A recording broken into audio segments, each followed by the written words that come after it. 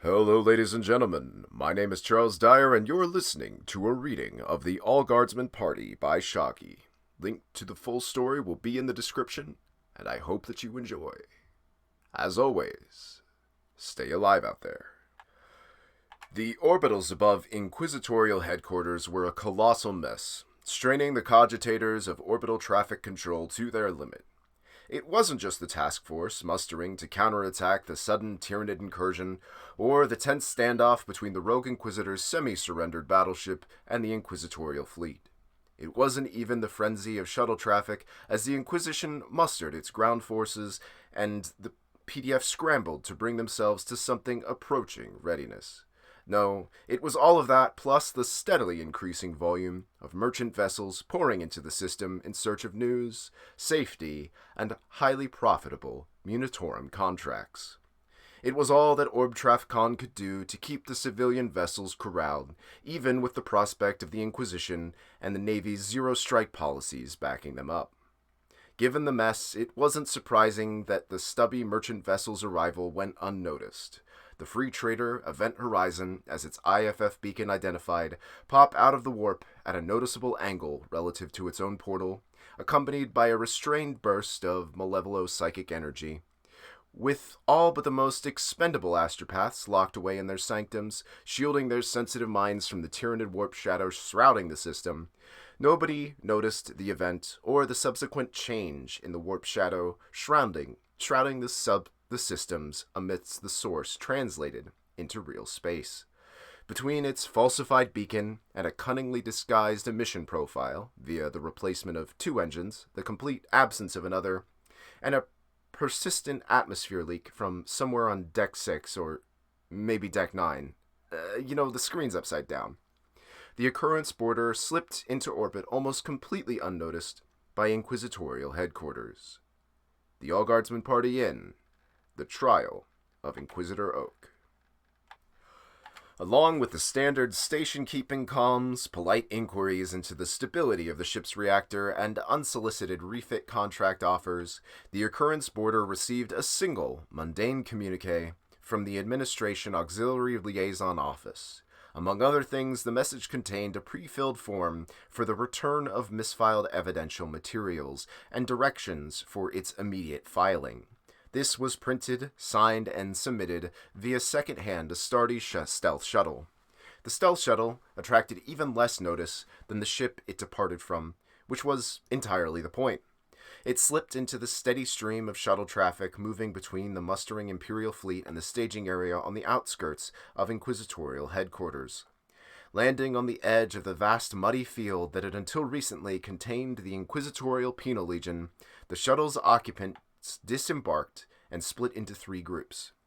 The Rupert led his team forwards towards the command building, formerly belonging to the commissariat, now hosting Lady General von Humperdinck and her sizable retinue. Jim and Hannah split off too, following their own directions and meeting at the HQ's Shrine Primaris. The final team, consisting of 6 HQ stormtroopers, an official Inquisition-sanctioned psyker, a servo-grok skull, and a single standard-issue evidence box, headed for the compound exit. The security checkpoint at the gate had changed drastically with the departure of the Penal Legion. The typical pair of bored commissariat cadets hadn't been replaced with 2 squads of highly alert Inquisitorial stormtroopers. What the security detail didn't have, though, was a psyker, and as Sarge stepped forward to offer his credentials, he signaled Fumbles to get ready for the critical moment he'd been practicing for all week. Things then took an abrupt turn as the stormtrooper sergeant on duty abruptly pointed a finger at Sarge and yelled, "It's you, assholes!" Sarge's well-honed mind abruptly leapt into panicking as he belatedly recognizes the same sergeant that had been on duty at the evidence building's entrance. Fortunately, before he could do anything catastrophically stupid, the approaching stormtrooper non-com did something completely unexpected, holding out a hand and pulling Sarge into a back-slapping hug when he reflexively took it. To our squad's collective amazement, all of the stormtroopers' present started flipping up their helmet visors and talking excitedly. The gist was that when The dust settled after Inquisitorial's Big Hat failed infiltration. The MIA and KI lists had been impressively long, and we'd definitely been on them. As in us personally, by name, rank, and biometric ID code. Sarge desperately prevented himself from glaring at Tink, whose fault this definitely was, and tried to take solace in the fact that he'd apparently received an inquisitorial decoration for practically, posthumously, getting all of the scribes out. Fortunately, there were of course some questions mixed in with the camaraderie. Fortunately, this being the Inquisition, Sarge's flat denial that anything had actually happened at all, ever, anywhere, was accepted in good humor. To Amy's annoyance, the stormtroopers also recognized her, but since they immediately congratulated her on getting out of the commissariat and back into the guard proper, she took it with good grace. An inquiry into the love-struck stormtrooper lieutenant revealed that the little tit was fortunately not around. Even better, since the idiot had spent most of the time intervening time and time again trying to send Amy courtship inquiries via her mother's office, which made it even better, the sergeant was only too willing to keep him in the dark about our little visit. To Fumble's relieved disappointment, the plan no longer called him to mind-fog the past team of highly trained and heavily armed inquisitorial stormtroopers. Instead, our infiltration was accomplished by asking the stormtroopers for directions where to take our misfiled evidence form, and being provided with helpful guide in the form of a familiar wheelchair-bound good scribe. They even threw in one of those electric carts for driving around groups that are too important or fat to walk places themselves. Tink was not allowed to drive. The tour train full of stormtroopers zipped through the service tunnels of Inquisitorial headquarters, the passengers blissfully unaware of the sinister bureaucratic plot choreographing their every movement, the good scribe, who was very much aware of how much effort had gone into prearranging their passage through the heart of the Inquisitorial authority, because he'd been the one who had to do most of it, resisted the urge to point it out to the oblivious infiltration team. The scribe took solace in the fact that despite a century of paper pushing for the Inquisition instead of honest spy work, he could still run, or at least roll, with the best of them. Realization that all was not as it seemed hit the team when the good scribe took us not to an office, but a small break room with a bunch of inquisitorial adepts blocking the door. The scribe politely shooed a gap through the crowd and opened the door before anyone could ask any questions, unleashing a choking billow of smoke that drove the inquisitorial hangers-on. Grateful for the full helmet and rebreather of his carapace armor, Sarge scanned the smoke-filled room for threats and flinched as something shot through the air towards him. Sarge's instinctive duck got him out of the way in time, which just meant that Doc caught the half-full ashtray right in the faceplate. As the medic staggered and wiped ash off of his visor, a banshee-like voice screeched out at us to either piss off or close the damn door before we let all the warm air out. One of the inquisitorial adepts outside grimly wished us luck before shutting the door behind us. The screeching ashtray thrower was the break room's only occupant, unless you counted the half-empty carton of smokes, and the door slammed shut behind us as recognition hit. The familiar old lady adept, last seen pushing an evidence cart full of parking tickets at our brief Inquisition trial, jumped up in her seat and grumpily informed us that she'd been on smoke break for nearly 2 hours now. What looked to be the exact same evidence cart sat parked in the room's corner with a matching evidence box perched on top of it. Sarge sighed with relief that the plan, whatever it was, hadn't changed, and waved Fumbles forward with the box he'd been keeping everyone from noticing. Under the cover of the screeching rant about being owed years of smoke breaks and the gall of sending a squad of stormtroopers to muscle a little old lady around, the switch was made. Both boxes were unceremoniously open and shaken out, and then Tink carefully removed the false bottom from the one that we'd brought. Sweating under the gazes of everyone present, Tink transplanted the techno-heretical amalgamation of Imperial circuits, Tau Xenotech, and oddly greenish lumps of wraithbone.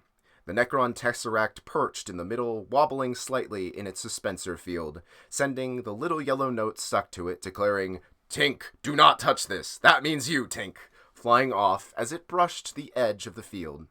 Tink assured everyone that the note had been more of a suggestion and gave the ancient architect device a good poke to prove his point. Sarge instructed him to knock it the fuck off if he wanted to keep those fingers, and the swap was completed without further incident. Once the slightly battered false bottom was replaced and the jumbled pile of evidence had been crammed back into place, the feisty old adept grabbed it from us and led the way back out the door. Excuse me. The crowd of inquisitorial adepts shaking out the break room were dispersed via the simple expediment of Sarge telling them to get lost. We would be escorting the curatora Stench, who resented being called either old or lady, and her evidence cart on their delayed journey to, wherever. The dispersal was only temporary, and had probably had more to do with the curatoress's haranguing for impatience, rudeness, impropriety, and lack of both personal hygiene and dress sense. The assorted inquisitorial flunkies were visibly relieved as Sarge unceremoniously loaded both her and the cart. The chumps didn't realize they weren't being invited aboard until our tour train abruptly zipped off, the curatoress cackling madly as she floored it. In the silence that followed, the wheelchair-riding scribe congratulated the confused adepts on a job well done, and helpfully volunteered to guide them all back to their respective retinues.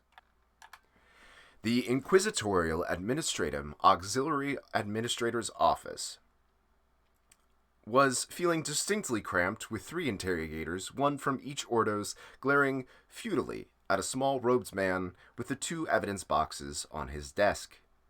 Administrator Jurisprudence Probity Tact was no stranger to being glared at. In fact, as a lifelong adept of the Departamento Diplomatum, he considered it a sign of a job well done. These specific glares were substandard, though, comparing poorly to multiple lifetimes' worth of infuriated dignitaries, secessionists, and Xenos, not to mention some rather acrimonious encounters with the Office Assassinorum, Tau Counterintelligence, and an enraged bloodaxe Loris General.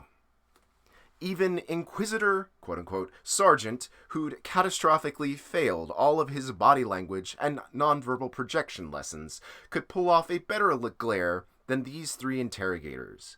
But then again, the man did have quite a bit of practice. Of course, Administrator Tact hadn't expected much from the 3 flunkies sent to harass him over the delay of the all-important evidence of Inquisitor Oak's flagrant fiscal malfeasance. All 3 interrogators, or at least their inquisitors, were well aware of how much the subsector's inquisitorial bureaucracy had been seconded to the administrative auxiliary, as well as Tact's early reappointment to the rotating position by order of Lord Inquisitor, following the recent colossal frack-ups. What they were less aware of was just how many of their own decisions were based entirely on the auxiliary's own reports and scheduling assignments. Arranging to get 3 weasels who all hated each other wasn't particularly hard, but he took pride in managing the assignments.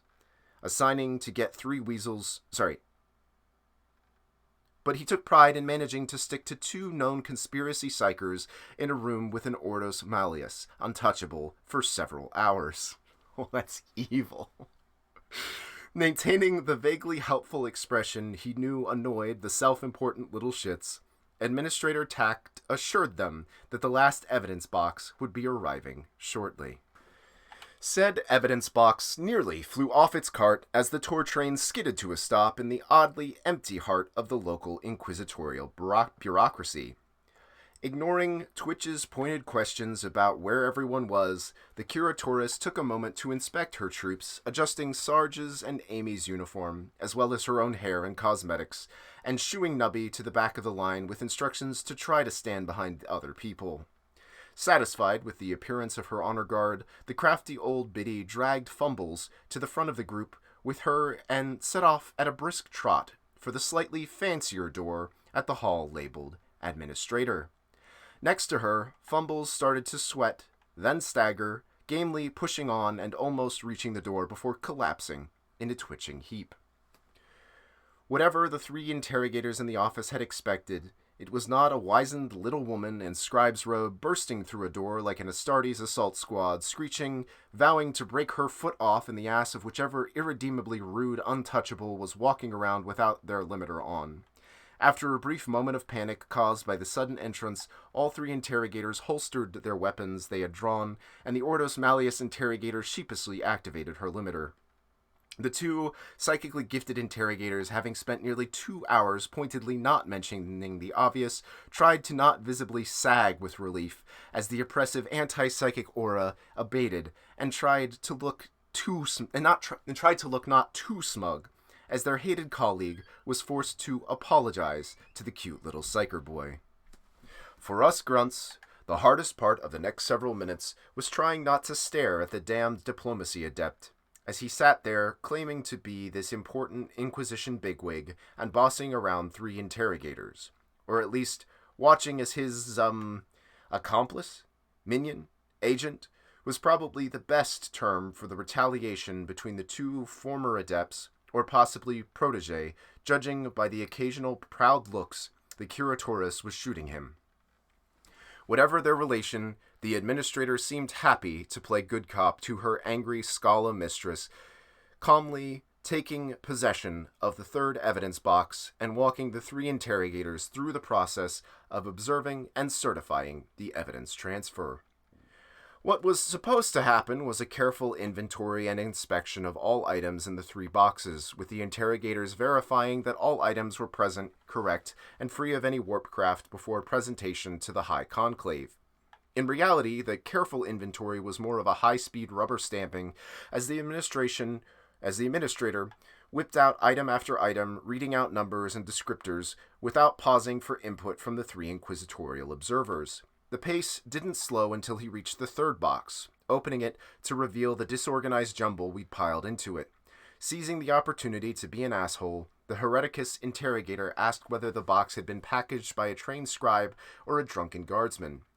He did not seem amused when the administrator asked Sarge if he and his men were sober before shrugging off the entirely legitimate and incredible suspicious issue with a, "Honestly, it's not that bad for a guardsman," and proceeding with the inventory before anyone else could interrupt. Of course, the real problem with the whole inspection process was that the two psychers had just spent an extended time around the Inquisitor's rudest untouchable, and were in no condition to psychically verify anything. The solution was obvious, though, as the Curatorus immediately pointed out, because she had a qualified Inquisition-sanctioned psyker right here, and they would rather keep their Inquisitors waiting even longer while they took time refreshing with a nap or whatever they needed. Fumbles had prepared for this, actually, practicing and everything. Under the highly unnerving gaze of two highly trained and experienced Inquisition psychers, he truthfully asserted that there was nothing warpy about any of the evidence. To our relief, and the administrator's disgust, none of the interrogators even bothered to question Fumbles, seeing far more interesting in sniping at each other about who should be blamed if something went wrong. Before any of the three interrogators remembered to do their job properly, both of the elderly spies turned bureaucrats seized the initiative. The Curatorus elbowing past them and putting everything back in the boxes, while the administrator grabbed an ancient Vox set, cleared his throat, and announced that the recess will be ending shortly over the HQ's Vox system. Judging by the panicked look on the three interrogators' faces, they'd been anticipating an hour or two more of bureaucratic time-wasting, and probably a chance to report the news personally to their respective inquisitors and scoring some brown-nosed points. The Hereticus one was even dumb enough to complain about the administrator's unilateral decision, earning him a withering suggestion to go ask the Lord Inquisitor if he'd been serious about sorting things out as quickly as possible. The other two interrogators snickered, and then all three set about signing their respective stacks of forms and applying official Ordo seals to the three evidence boxes. The evidence convoy was reformed, larger by 2 boxes, 3 interrogators, and 1 annoyingly smug Diplostrider. And thus the final phase of our covert operation began. To our surprise, the hardest part of getting our tampered evidence boxes into Oak's trial wasn't talking our way past security, who just waved us through when they saw the administrator, or maintaining our stormtroopery facade in front of unwitting interrogators. Well, actually it was, but not in the sense of acting professionally and not gawking at Inquisitorial's inner sanctum like a bunch of pilgrims. No, the actual hard part was maintaining the damn perimeter without shooting anyone. Administrator Tack's announcement had unleashed something like a shift change at a hive, with inquisitorial agents of every type running in every direction. At first, it wasn't an issue with the presence of the administrator and 3 interrogators keeping the riffraff at bay, but that changed abruptly when they entered the Hollow Hall. The sepulchre of the disavowed dead, to give the massive Gothic monstrosity of a room its proper name, was supposed to be a place of prayer and reflection, a place where a young, budding paranoid could ponder the deeds, deaths, and stasis-suspended remains of the subsector's greatest inquisitorial heroes. What it actually was something between a daycare and a guard muster field, with the collected retinues of 19 inquisitors split into separate, heavily armed camps and positioned around the room based on their boss's opinion of the various big holographic dead guys. With all the inquisitors called back into the High Inquisitorium for trial, a vague semblance of order was being maintained by the assorted interrogators. Just like any guard muster, though, there was only so much that could prevent fraternization of one sort of another. It just wasn't the usual poker games and the inquisitorial equivalents, nubby making rounds. There was also dozens of inner retinue groups doing everything from drinking to xenobiological trivia contests to roasting a whole grox on a makeshift spit. The largest groups by far were the Emperor Brotherers, though, having set up a good dozen little congregations ranging from large and orderly collection of battle sisters hymning away at the altar of some saint, which they'd presumably brought with them, to a robe-wearing Ogren preaching to a flock of psychers and twisting about the glorious bigness of the Emperor. Needless to say, our little convoy caught the attention of just about everyone present, it being the first actual interesting thing to happen in the last several hours, and a steadily growing crowd formed around us and our charge. Lacking the self-preservation the Emperor gave an Ogren, the unruly mob of inquisitorial agents, and yes, it was definitely a mob, responded to Sarge's bellows to make way either with annoyed indifference or by actively coming closer to check out what was going on. The 3 interrogators were worse than useless, chatting with acquaintances in the crowd while the convoy ground to a near halt, at least until the Curatorus reached over and turned the Malleus's untouchable limiters back off. Doc caught the collapsing fumbles without missing a beat, and Sarge gave the order to clear the way and keep the violence to a medium. It turned out to be Tink who had the hardest job of the escort detail, as guardsmen were fully qualified when it came to angry shouting, inventive cursing, and semi-targeted violence, albeit a bit half-heartedly on Doc's part and over-enthusiastically on Nubby and Amy's. Twitch was just glad to finally have a situation where brandishing a las pistol while screaming at everybody to stay back was not only allowed, but actively encouraged. Tink, though, was stuck dealing with the increasing number of cyberskulls, cherubs, Aquilay, and anything else a cogboy was willing to staple an anti-grav unit to. Worryingly, Tink's initial attempts to fend them off using Spot 3-0's jamming field just redirected the cyberstalker's attention to his drone. Incredibly, belatedly, Tink realized that he'd never seen an actual servo Grok skull himself, and it might not have been the best choice of disguise for his massively techno-heretical Xenotech toy.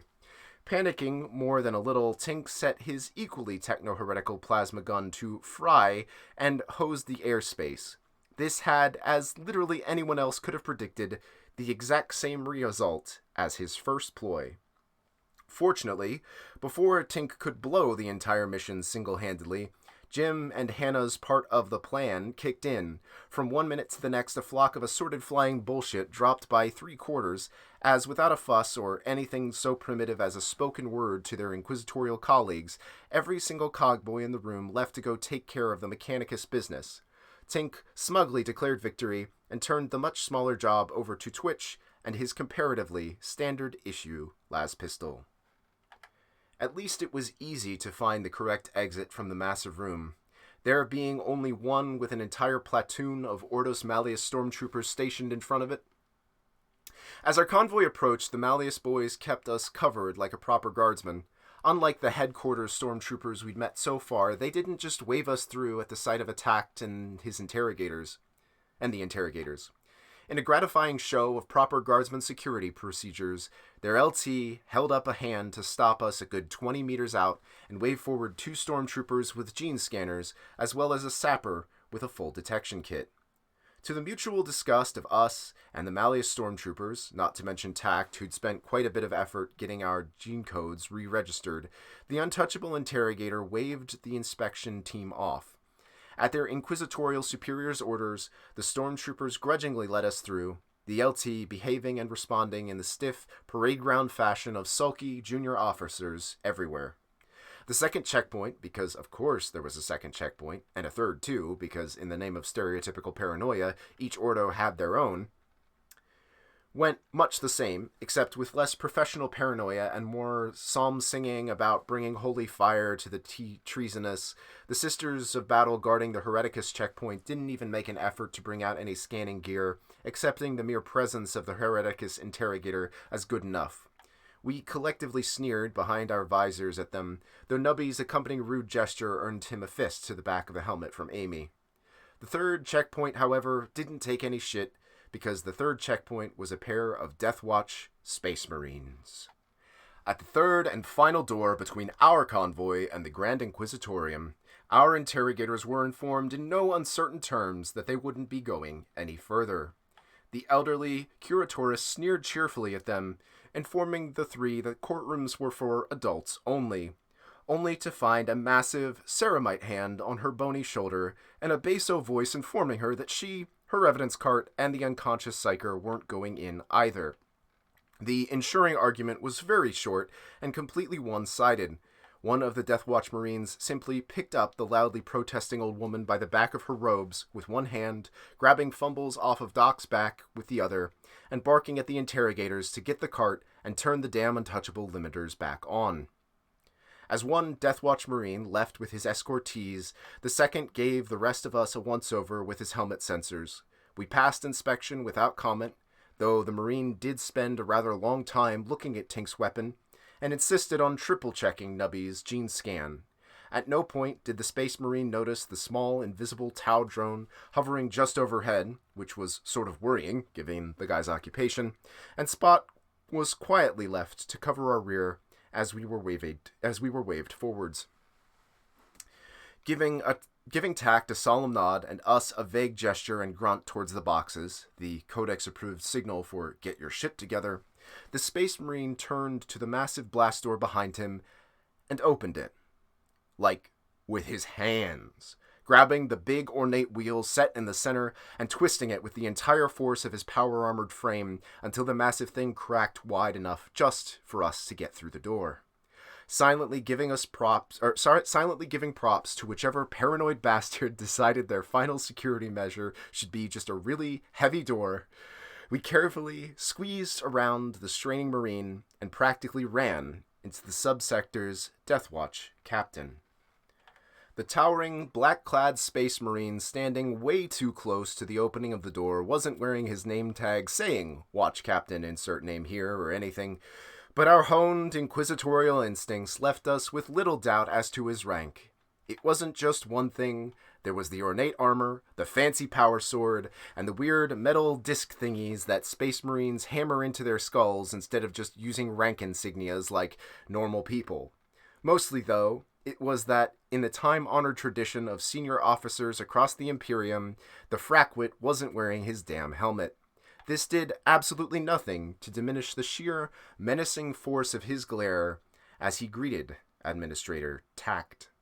Tact actually flinched, though it took our years of serving with him as our adept to notice the slight movement.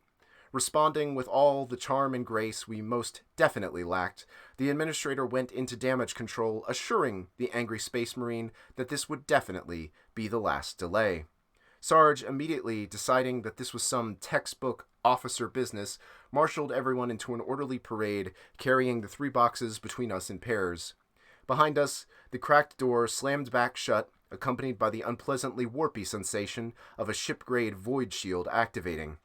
The administrator relaxed slightly as the door closed and tactfully, how else, segued the conversation onto the subject of just how much longer Oak's trial would last.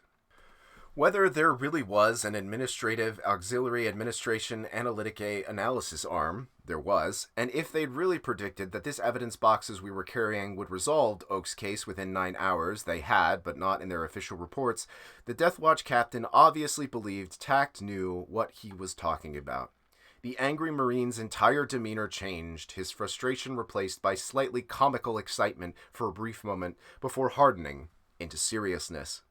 Eyeing the boxes, and thus by extension, with far more scrutiny than we were comfortable with, the Death Watch captain leaned down and quietly, for a space marine, asked Tack if he thought Oak would invoke the right of counter-accusation. The administrator, in the lecturing tone we'd all grown far too familiar with during briefings, pointed out that while the right had been invoked only 9%, while the right had been invoked only 9% of intra-inquisitorial trials, the other 91 consist entirely of those inquisitors tried either in absentia or posthumously.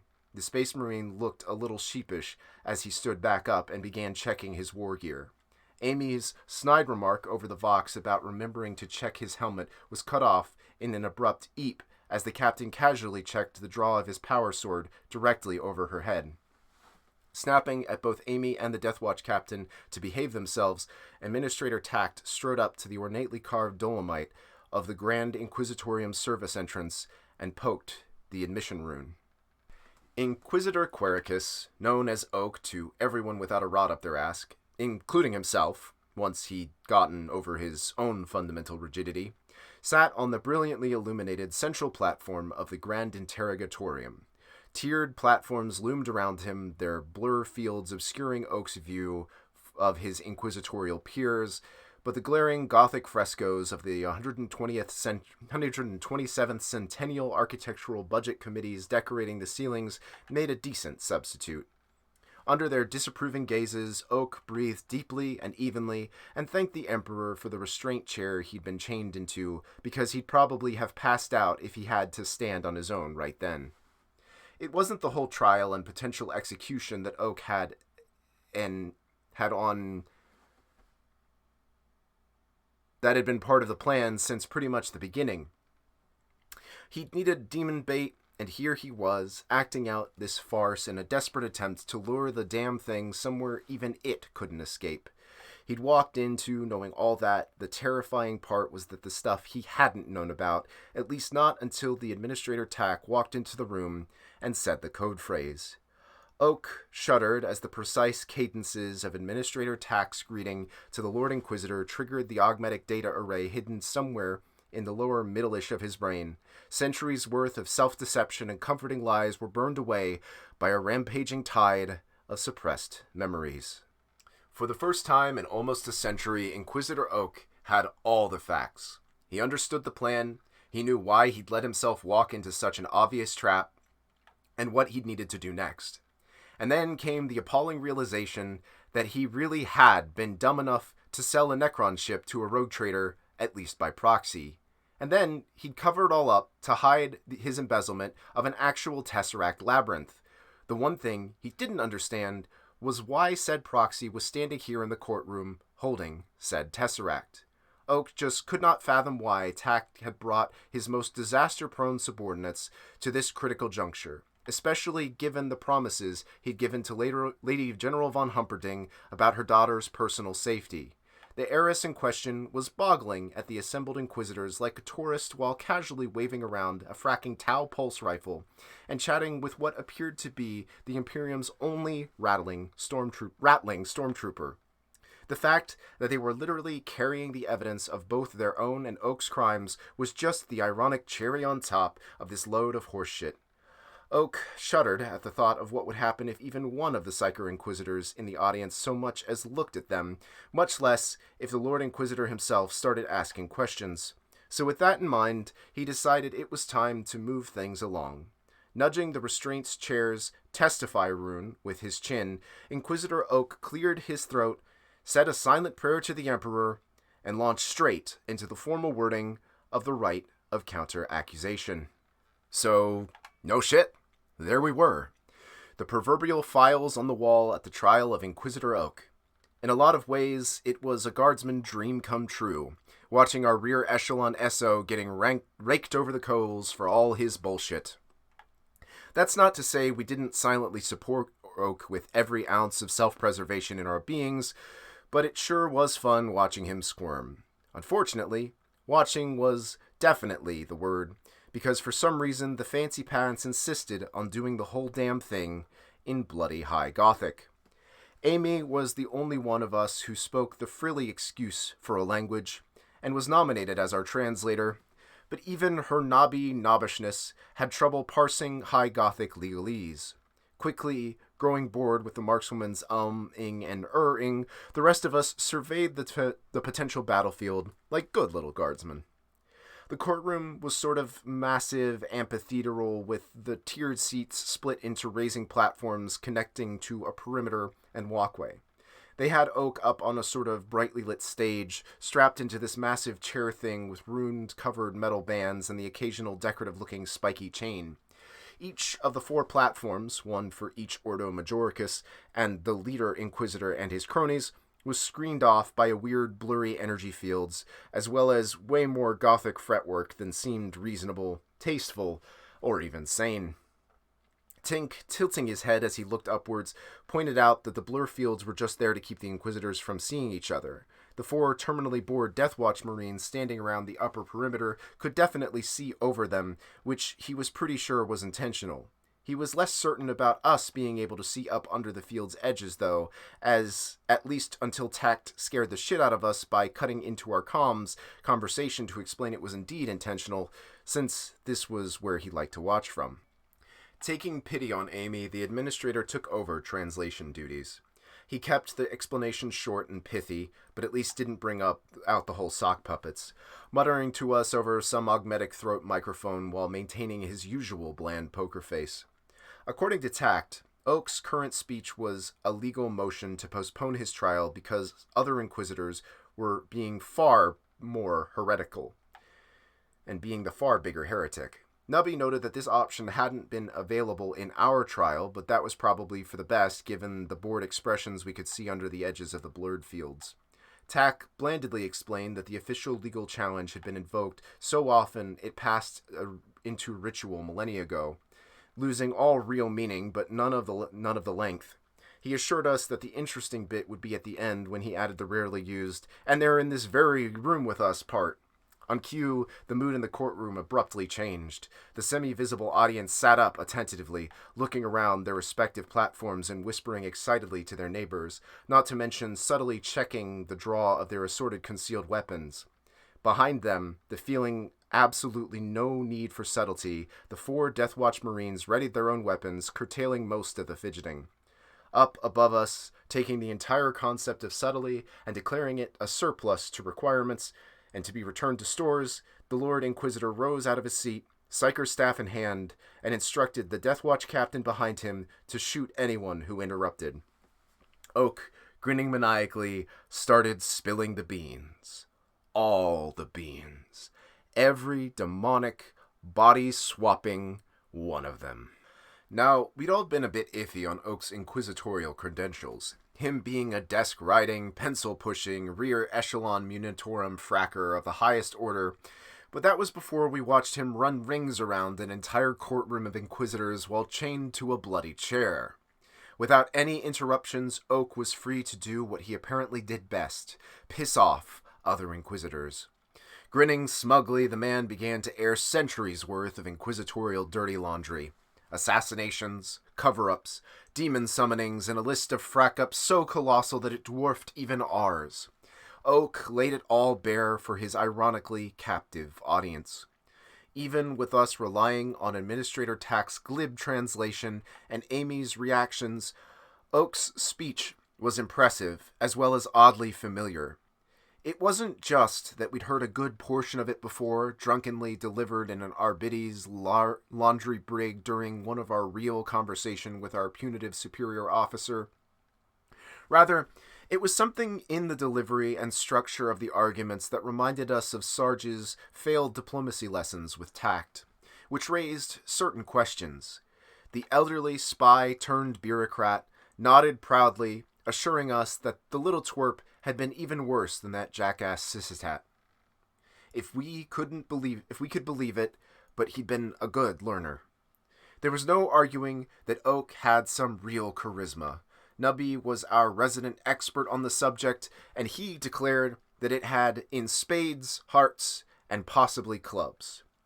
Charisma alone wasn't going to get him, or anyone else for that matter, out of an inquisitorial trial, which is why Oak had brought something even better. In a move worthy of bloody Castilian Creed himself, our Inquisitor started citing the previously submitted pieces of evidence in his own case, referencing sneakily inserted sections in generally ignored appendices of several items. Oak wasn't referencing his own evidence, mind you. No, that'd be too obvious. The scheming bastard had actually managed to doctor the evidence submitted against him, a power move that spoke of mind-boggling levels of foresight, preparation, deception. At least that's what the inquisitorial audience and the Lord Inquisitor in particular seemed to think. Twitch, confidently, and correctly, assured us that Tact and his bureaucratic minions had just done it all for him.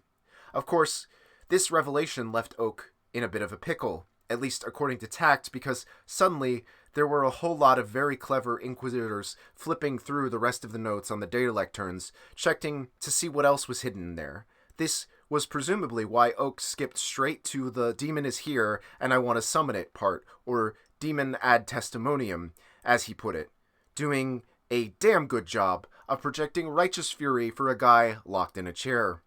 There was a brief silence, and then the inquisitorial audience lost their collective shit.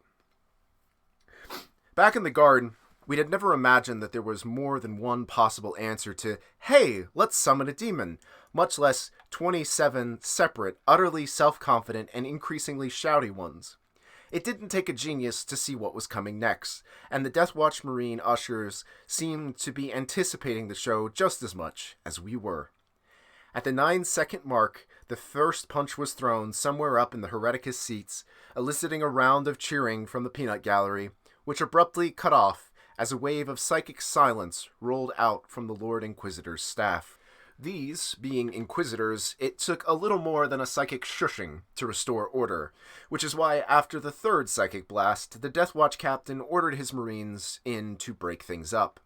Amazingly, this wasn't the end of things, and after a seventh psychic blast, the Lord Inquisitor angrily turned to the room's control servitor and ordered it to deactivate the blur fields and bring on the seat lights. Realizing that they were now on display to the other Ordos, most of the Inquisitors froze mid-disagreement, leaving a pair of elderly Hereticus Inquisitors throwing insults and decorative items at each other around an interposed Deathwatch Marine, and an especially vocal Ordos Xenos Inquisitor suspended from the fist of the Space Marine's platform. The Ordo Malleus platform did not need any help from its assigned Deathwatch Marine because the Ordos Malleus platform contained only 2 Inquisitors, with the rest of the space being taken up by 4 gray-armored Space Marines and a very large reliquary. Some sharp words from the Lord Inquisitor put an end to the scuffle, and after 2 more psychic blasts, the suspended Xenos Inquisitor finally ended his rant with a resounding "Tau delinda est!" and he demanded to be put back down. Order finally restored, the Lord Inquisitor gave Oak a long, exasperated look before his curiosity got the better of him. He asked Oak how he intended to do it. Next to us, Tact quietly chuckled, assuring us all that Oak had this, because as he put it, if there is one thing that boy is good at, it's convincing supposedly rational and intelligent people to do something monumentally stupid. Tact was right, as usual. In a surprisingly short time, the Lord Inquisitor had Oak explaining his summoning procedure in plain, old-fashioned Gothic, or as close as one can get while talking about induced xanathistic auto-seances and nominative materialism. They even let him out of the chair, which is to say the Lord Inquisitor and the two Ordo Malleus Inquisitors decided to let him out, the rest of the audience not being invited to either vote or comment. This, of course, did not sit well with several of the other Inquisitors, but since they didn't have a psychic staff of silence or their own cadre of Space Marines, their opinions didn't carry any real weight.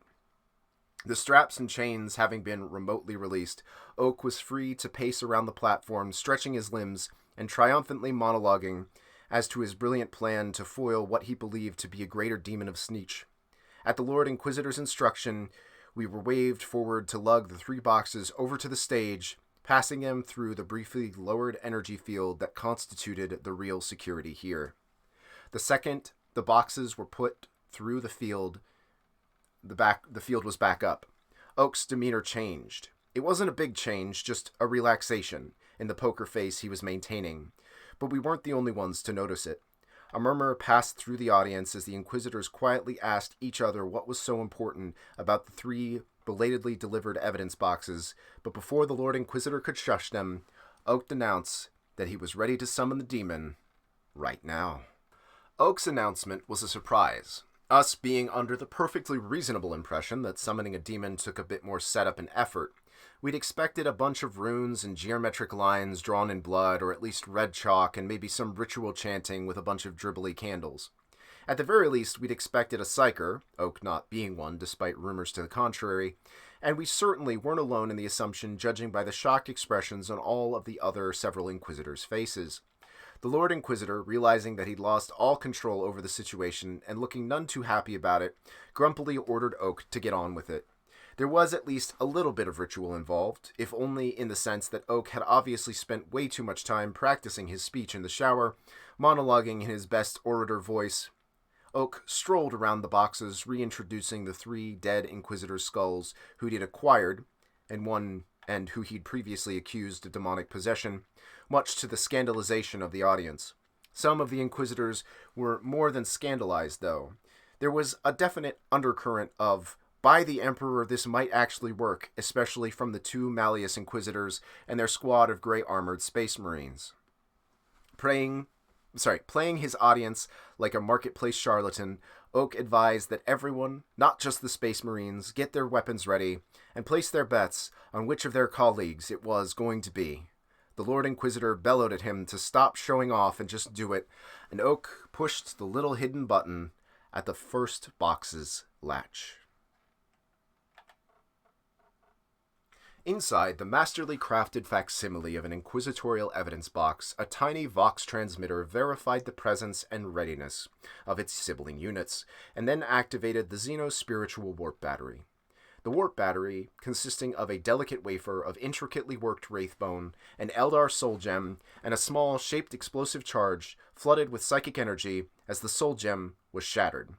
The soul of the Eldar bone singer accompanying the gem was understandably distressed with this predicament, and fled outwards through the wraithbone circuitry towards the one minuscule sliver of hope it had left, the odd green chips of soulstone embedded in the skull latch's eyes. Psychic energy poured into the skull of the long-dead Inquisitor, branching out through the delicately carved Pharynxian runes covering its interior. The spell had been hand-carved, literally, like with its fingernails, by an ex-Deathwatch rune priest of Oak's personal acquaintance, in exchange for a veritable trove of Space Wolf war gear recovered from a renegade Bloodraven strike cruiser during the Aurelian Purge. Essentially, it was an old Pharynxian spell used for millennia by both the vengeful and the boastful to summon the shade of the slain to name the one who slew them. Where it got interesting was what happened when the answer was, well, technically it was that Inquisitor over there on that box next to me. From the outside, there wasn't much to see. First one, chest started glowing with eldritch energy, then the one next to it, and then the third. This was followed by an awkwardly long wait, with Oak glaring daggers at the glowing boxes and making a just a few more seconds gesture. Then, as the audience started getting antsy, the first calls for Oak's execution began to ring out. A small, dumpy Inquisitor in the Ordo Xeno section suddenly erupted in pink feathers. The situation was evolving quickly, quite literally in the case of the patently possessed Pink Inquisitor whose colorful feathers were followed up by the abrupt elongation of their everything. The humanoid form stretched upwards into something massive and avian, its head splitting apart into two writhing necks and wings sprouting from its back. Almost faster than the eye could see, of course, almost didn't really cut it where either Space Marines or Inquisitors were concerned, for us for that matter. A torrent of bolter, las, melta, and plasma, and totally not pulse rifle fire, slammed into the emerging demon, reducing its corporeal form to an iridescent pink mist, along with 3 adjacent Inquisitors and a decent portion of the platform. Even that wasn't enough, though. Showing a resilience that dwarfed even the demonthrope, the aerosolized demon started to persistently reforming around the incoming projectiles. The brief stalemate ended as the Ordos Malleus came into play, the 2 Inquisitors chanting some intelligible litany and waving their staffs while the 4 Space Marines in the ornate gray armor jumped the considerable gap between the platforms and activated their force weapons. As the Space Marines closed on the thing, the diffuse cloud of projectile-ridden demon stuff attempted to shy away, but an invisible force had it pinned. Actually, the force had it more than pinned. It was inexorably dragging the thing forwards onto the blades of the Psykers, Stardies, and even further towards the center stage. Oak watched triumphantly as minced demonic matter flowed through the energy field protecting him and poured down onto the open mouth of the first box. The flow grew to a torrent as the Space Marines started chopping away bigger and bigger chunks, and then, very abruptly, it was over. The last remnants of the demon, losing all cohesion, were sucked into the box with a distinctly slurp-like sound. The lid closed with an impressive slam, followed by almost instantaneously by 2 more, as the first box was drawn into the second, and then into the third, like one of those Vostorian nesting dolls. The solitary remaining chest sat still and pulsed with a steady, barely pink, psychic glow. Oak, having prudently taken cover behind the restraint chair as the torrent of demon stuff poured in, stepped out and surveyed the situation with an air of smug satisfaction. Then, I shit you not, everyone started clapping. The 2 Malleus Inquisitors were the ones who started it, but the attitude was downright infectious. The claps and cheers started ringing out from all sides, with even one of the Deathwatch Marines joining in. Oak, unable to resist being an overdramatic prat, stood there in the middle of the stage and started bowing to the crowd like a bloody stage magician after an exceptionally clever trick. Clever where it was due, it had been the greater demon of speech he'd pulled out of an audience member's ear, and even we were clapping and cheering. But then again, we were idiots, not a bunch of fracking Inquisitors, and Oak had even less of an excuse than all of them, since he'd still have a job to do. Several of them, in fact, started with the final step of this demon-capturing plan, activating the fracking Tesseract. Unfortunately, in so many ways, before Oak could finish his grandstanding and get around to doing his damn job, the Ordo Malleus decided to do it for him, declaring time to be of the essence. One of the Malleus Inquisitors jumped down to the floor, directing the Grey Psyker Marine minions to lower forwarding a massive, ornately decorated reliquary. The other Malleus Inquisitor requested that the Lord Inquisitor lower the energy field so that the knights could perform their rite of sealing, and that Oak please back away. We'd never seen Inquisitor Oak dither before, but it was definitely happening now. As Tact explained it, Oak had a simple choice. He could insist that his demon trap was good enough, admitting in the process that he'd misappropriated a Tesseract labyrinth, figured out how to make it work, and smuggled it onto Inquisitorial headquarters. Or he could sprint for the box, hit the button, and try to come up with a believable explanation on the spot, under the scrutiny of a bunch of psychers and an audience still full of traitors. Or he could, keep his mouth shut and just let the Ordo Malleus have the damn thing without revealing anything self-incriminating at all. Needless to say, he chose the latter. The consequences of Oak's weaseliness came apparent as the Grey Knights finished their ritual, and a flash of green light, which we could recognize as Necrony, sucked the whole box into the reliquary. The Malleus Inquisitor looked very pleased with himself, announced that they had a long trip to Titan and needed to get going before the Tyranid splinter fleet got any closer. Up on their platform, the sole remaining Malleus Inquisitor assured him that she'd handled the rest of the trial, and he really should get going immediately. Oak's plan involved keeping the demon locked in the courtroom until his evidence had been fully heard, and a plan of action had been formed, abruptly shifted into damage control mode. He was already too late. Oak did his best to stop the Grey Knights leaving with the box, arguing it would tip off the conspiracy, and that the Tyranids weren't that imminent of a threat. When that didn't work, he switched to trying to convince the court to immediate action, initiating a full purge of inquisitorial headquarters alongside the Knight's exit. Unfortunately, this led to questions of targets, priorities, who could be trusted, and whether Oak really expected them to just take his word on it instead of looking at the evidence themselves. Rather desperately, Oak shifted from asking for a purge to merely requesting a lockdown of the whole facility by a trustworthy non-inquisitorial force, such as the Mustering Guard Task Force in orbit.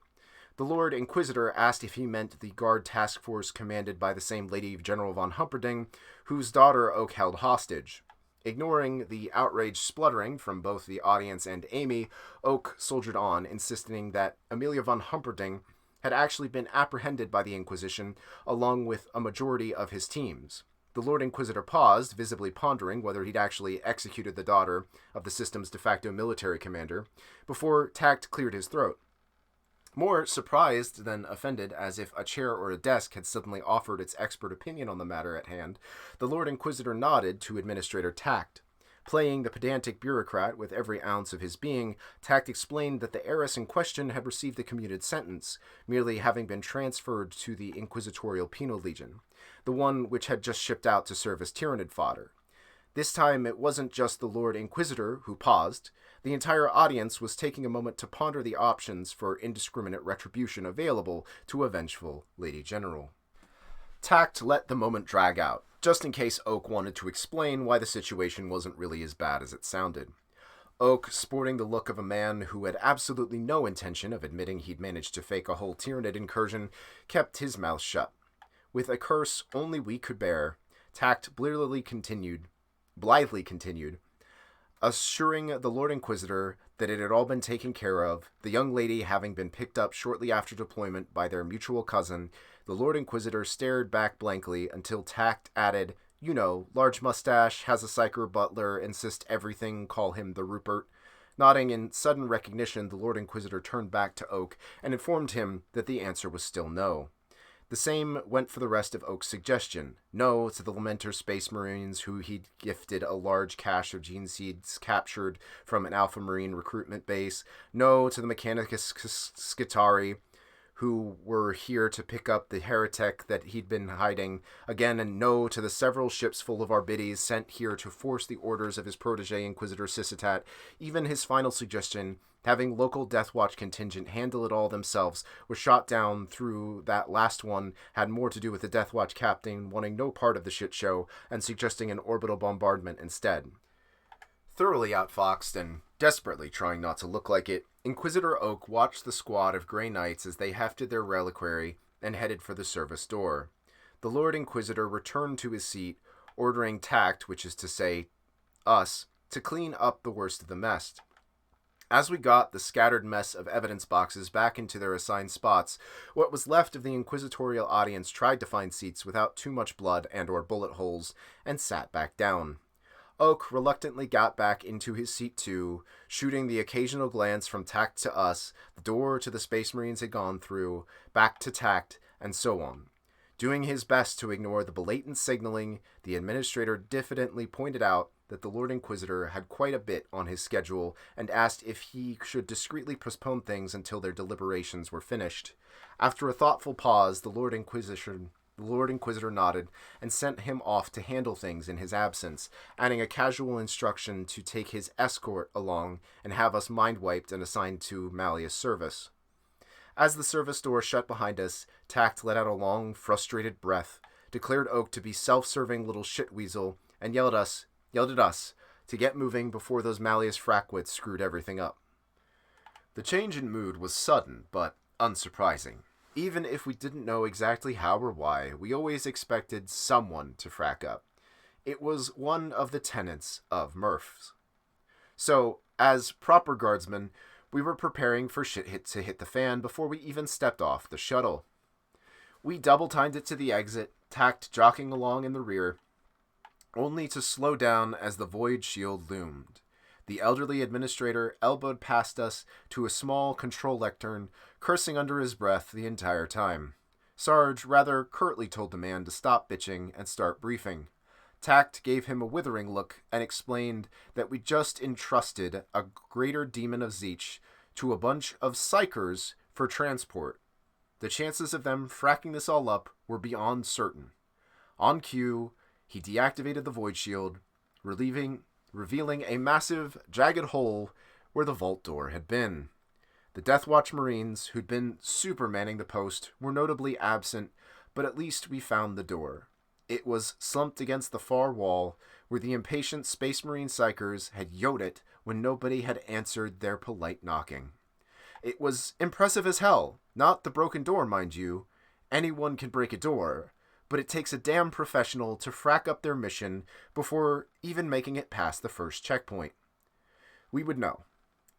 Nubby and Doc whistled appreciatively, Amy swore, and Twitch started cackling maniacally, while Tink set out to ping to Spot 3.0.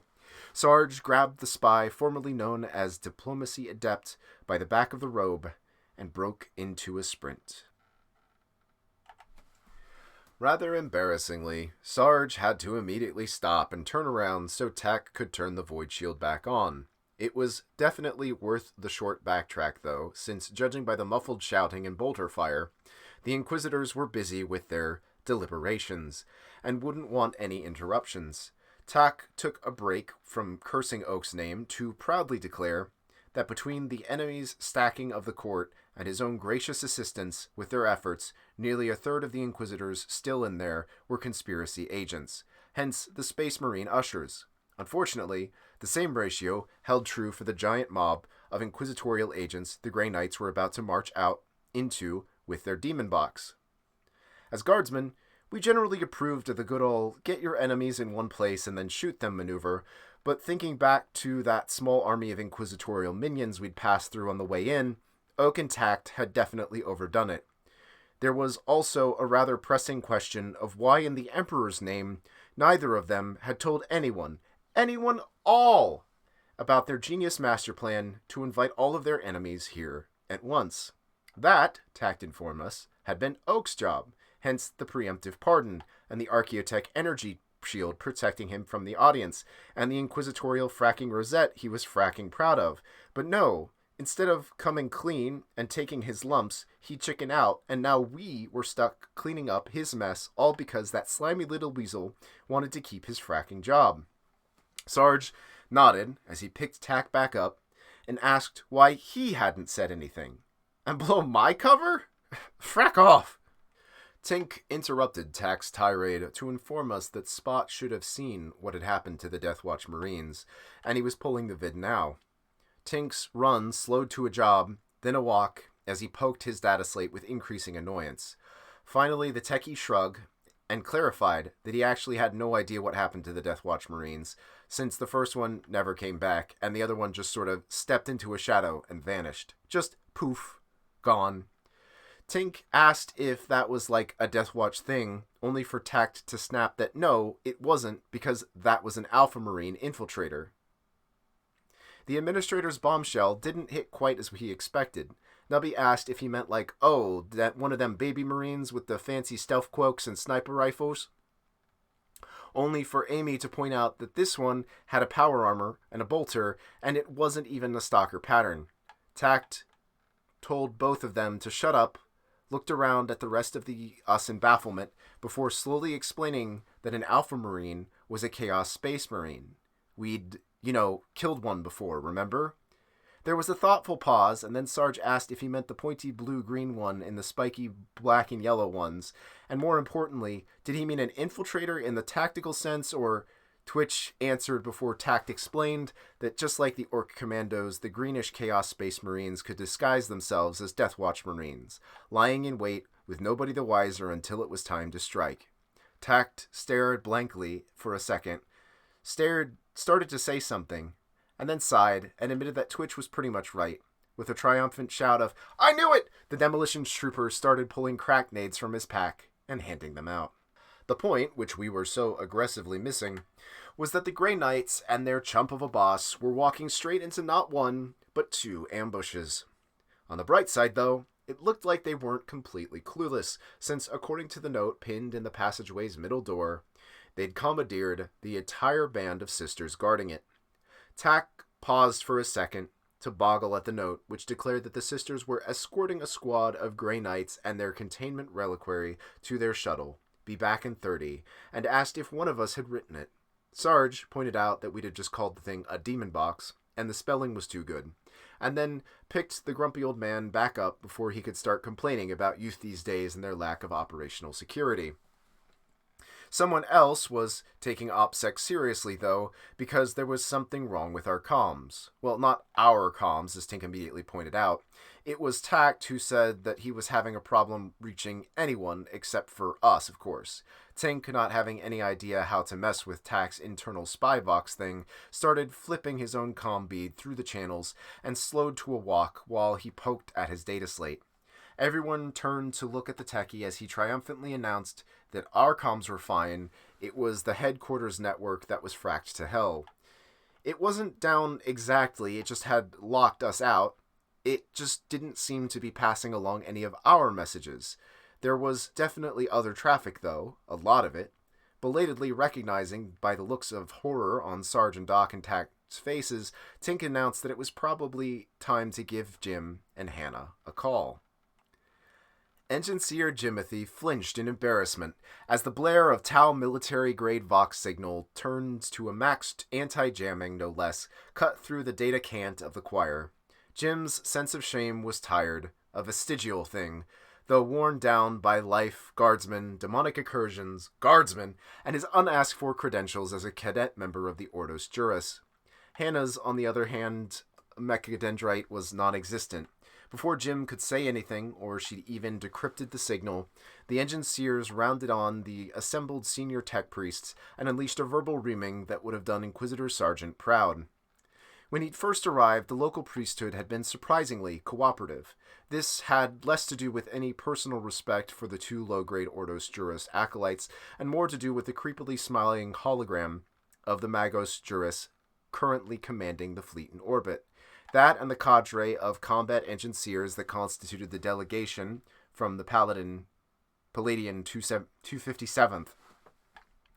The revelation that Oak's contact was the same Magos Juris that had indicted Jim and Hannah wasn't a surprise, exactly since Jim and Hannah had both been fervently praying to the Omnissiah that this was the case ever since they'd seen the familiar arc at the center of the Mechanicus fleet. The combat engineers were a surprise, though, and Jim let out a panicked blurt of binary as the heavily armed tech priests and their even more heavily armed servitors trooped out en masse in response to his signal at Vehicle Bay I-9's service entrance. Even more surprising than their overarmed escort was the presence of a worryingly familiar-looking oversized servo skull accompanying them. Hannah sent a panic signal to Theo, who reassured her that the Mago was definitely still aboard and currently pontificating on the difference between a Mork host and a Gork host. The servo skull was reassured. This also reassured her that any resemblance to heretics living or dead was purely coincidental, and it was merely a well-disguised Archaeotech data relay of a staggering bandwidth and fidelity. This did not reassure either Hannah or Jim, which, given the Magos Juris in question, was presumably the point. Backed up by the Magos' authorization codes, Jim and Hannah had no problem walking straight into the facility's primary data node and announcing an immediate security audit. In fact, several of the resident tech priests seemed downright giddy at the prospect, which made sense after Jim saw what centuries of credential management via inquisitorial fiat had done to the security system's machine spirit. Hannah took one look at the opaque, twisted mass of a machine spirit and declared it to be exactly the sort of security system that the occurrence border would have, if it had one at all, that is. The tech priests summoned in from the inquisitorial retinues were less cooperative. For the most part, they grudgingly submitted to the Magos Juris' authorization codes, albeit with a lot of nigh heretical complaining. The 6 tech priests who refused to recognize Jim Hanna or the telepresent Magos as legitimate representatives of the Ordo Juris, or the Ordo Juris as a legitimate itself, were informed that their objections were noted before being forcibly subdued and integrated into the data choir by a bunch of unamused combat engineers. The 3 other objectors had expressed their opinion via barrage of warp-infused scrap code, which could have been very effective if standard engineer protocol in both the Guard and on occurrence border didn't include turning off all new spheric and Vox data connections. Once the crater, where the 3 heretics had been standing, stopped smoking, the conclave of disaster recovery commenced. They had been 2 hours into the litany of safe shutdown, with 7 still to go, when Tink's signal brought an end to the farce. Hannah's rant was interrupted by Magos Juris redirecting full control of the assembled data choir to her. There was a brief pause as the engineers attempted to parse the sudden deluge of data, and she found out what she was looking for. The assembled tech priesthood swore and held onto the augmetic butts as Hannah ordered the entire power distribution system into full emergency purge and shutdown, without license.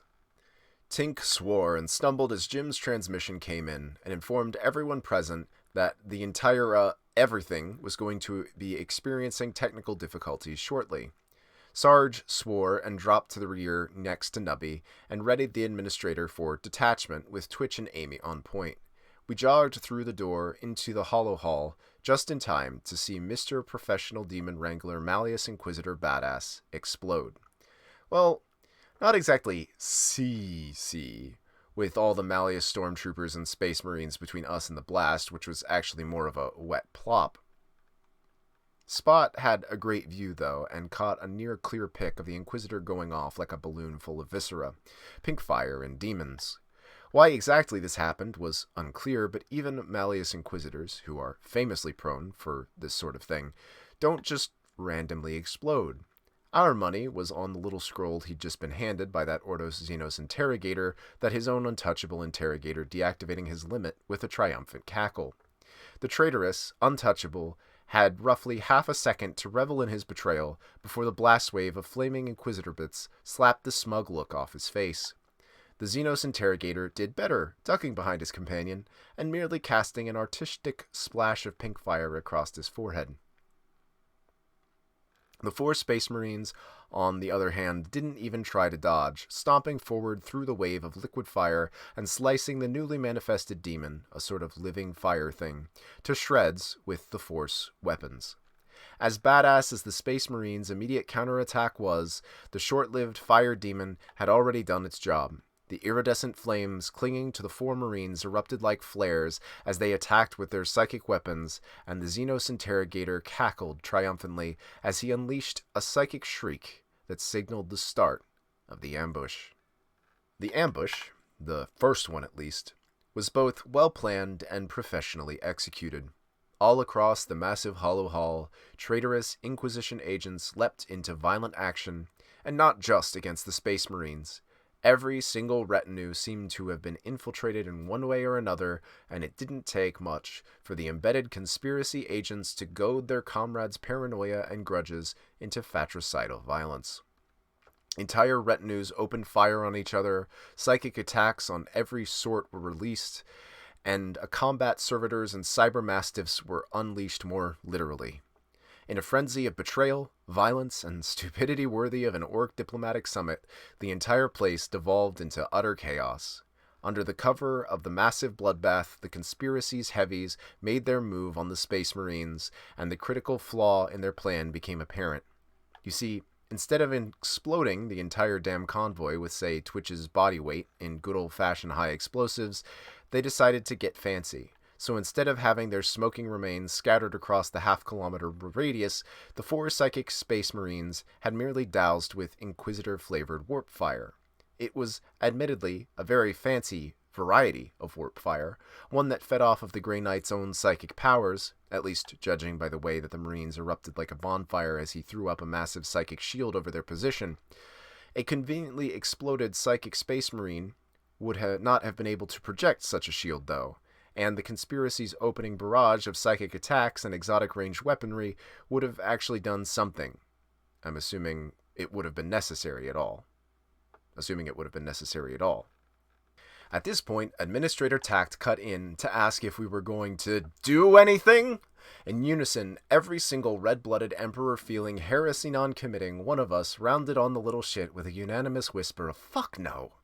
As if to punctuate the point, a massive power surge radiated through the, well, everything. Vox systems shorted in showers of sparks, the massive door jamb we were all heroically hiding in made an ominous clunking sound, and every single light in the room went out. Nubby gestured at the massive cavern, illuminated only by the flickering hollow statues, and the sheer mass of weapons fire, and invited the former diplomacy adept to show us how it's done. The man had a point, though. We really did need to do something, and just as soon as we figured out what in the Emperor's name that was, we would get around to it. Amy was looking between her pulse rifle's scope and Spot's video feed, trying to figure out if she could land hits on the rapidly moving targets, and whether Spot's marker thingy would help enough with the rest of us to assist. Twitch argued that this was a waste of time and effort, and that we should just go with the tried and true blow up Spot again plan, on the theory that in the Space Marine's psychic shield thing would probably be enough to handle a medium-sized explosion. Sarge was keeping his attention focused entirely on the box while debating with Doc whether or not Xenos Interrogator was a demon host. The Xenos Interrogator was a demon host. Not that there was much to debate, what with him holding up melee combat with 3 Space Marines, and the feathers, and tentacles. Nubby, for his part, spent several enjoyable seconds pointing out the interesting features of the ambush. There was the jetpack-wearing ratling zooming around the hollow statues, the Ogren preacher with a heavy flamer completely forgetting the words to a battle hymn, but doing a good job on the tune, and the missing Sororitas contingent being torn apart by 3 dreadnought-like war machines. With the lights out, there wasn't much to see, though, so the little trooper keyed his comm bead to see how Fumbles was doing. Fumbles' relieved answer was cut off by a yelp of pain, and the Curatoris angrily demanding to know where Tact was and why he wasn't answering his comms. The elderly spy turned administrator jerked at his henchwoman's voice and immediately started exchanging a barrage of gibberish with her. The incomprehensible conversation went on for several seconds, all of us wisely keeping our mouths shut until Tact abruptly cut off and turned to Tink before unleashing an equally unintelligible barrage of technobabble. Over the course of the next few seconds, dozens of separate, wildly incompatible inquisitorial comm networks were patched into Spot's net. As Tink made the final connection and Spot whined in a mechanical protest, the elderly spy administrator began speaking in an entirely different voice, one we all recognized from the trial, in the booming voice of the Lord Inquisitor. Tact ordered all listening agents to engage Omega Protocol and then immediately closed the channel and told Tink to turn all the networks off and start jamming before anyone could ask any questions or issue any orders of their own. We weren't sure what an Omega Protocol was, but a sort of order seemed to be coalescing out of the maelstrom. Several groups of inquisitorial agents began breaking off and running for the various exits in a coordinated fashion, while others moved in around the fringes of the main battle. The Space Marines were holding their own against the demonic interrogator and several of his allies, while their stormtrooper escort was having significantly less success. They were trying their best, but even before the conspiracy agents closed to melee, they'd have been having a bit of trouble of their own untouchable interrogator. 2 of the slower stormtroopers had tried to help the interrogator, slapping at the living flames that covered him, only to reel backwards as the pink fire clung to them. They were still screaming about their twisting and mutating flesh when their comrades opened fire on all 3 of them, a barrage of hellgun rounds putting down the 2 mutating troopers, but doing nothing to the living bonfire that was the interrogator. Completely ignoring the last fire, the untouchable interrogator writhed around, casting little droplets of flaming interrogator tallow, and brought down 2 other stormtroopers before a burst of bolter shells finally tore him to pieces. While this did solve the immediate problem, it went rather poorly for the nearest 5 or 6 stormtroopers and forced the survivors away from the steadily growing lake of mutagenic fire. Now it was just the 3 Space Marines, unless you count the 4th one fully engulfed in warp fire, against the demonic interrogator with about half of the ambush force to back him up. At once, the surviving heretics fell on the Space Marines as their demonic leader vanished in a puff of smoke, only to reappear several seconds later behind the Space Marines, standing over the box. Sarge swore, ordering the rest of us to get ready as he watched the demonic interrogator on Tink's data slate. The demonic interrogator plunged a clawed finger into the burning rune on his forehead, quickly withdrawing it and drawing a matching rune on the adamantium surface of the reliquary. With a triumphant shriek from the beak-like beak thing, he leapt backwards, and in a piercing cry that radiated through our very souls, screeched, "He comes!" For a split second, the fighting stopped, everyone's attention on the interrogator as he stood wings spread over the box, and absolutely nothing happened. The interrogator let out a little squawk of dismay as 3 different storm bolters blasted him to pieces, which evaporated out of the air. Tact looked at the rest of us and commented that, though Magos Smith was certainly insane, he did excellent work. Rather than break the death of their leader, the conspiracy agents redoubled their assault, bringing down another of the Marines and forcing the remaining 2 back to back over the box. It was at this point that the Grey Knights made their last stand that the second ambush started. The second ambush was not well planned, because the second ambush didn't need to be well planned, because the second ambush consisted of 3 squads of centuries-old, genetically enhanced, power-armored super warriors, and also a dreadnought. Instead of bothering with subterfuge or misdirection, the 3+ squads of Deathwatch Astartes strode through the room in a wave of indiscriminate violence that warmed our guardsmanly hearts. Bolter shells and more exotic weapons cut down dozens of Inquisition agents of indeterminate allegiance, while other Marines armed with chainswords or power weapons carved bloody swaths through anyone dumb enough not to run for it. Sarge let out a long breath and stood everyone back down, not that we needed telling, and returned to watching the besieged reliquary, while Nubby solicited the rest of us to place our bets on how many of them were Alpha Marines. The bets were 9, 9, 9, all of them, and somewhere between 8 and 10 with an 11% margin of error. Unfortunately for Tact, this bet was rejected on the grounds that it was not his fault for all of these Marines were here in the first place. The fact that his bet was the same as everyone else's was not seen as a factor. Things being more or less a tie, the real betting was on whether the Dreadnought was an Alpha Marine too, or possibly a cleverly disguised Orc war boss, at which point the Curatoress cut in again, saying that she damn well hoped the big guy wasn't an Alpha Marine, because it was his giant ceramite ask that was covering their approach. The phrase, covering our approach, needed a little explaining. For instance, the covering didn't include any actual covering fire. In fact, the massive yellow and black war machine didn't appear to have any ranged weapons at all, just a pair of stubby clawed arms with attached flamers. Instead, the big guy just stomped straight across the room, cutting right through the hectic maelstrom of violence, secure in the knowledge that nobody still alive at this point would be dumb enough to get in the way of a fucking dreadnought.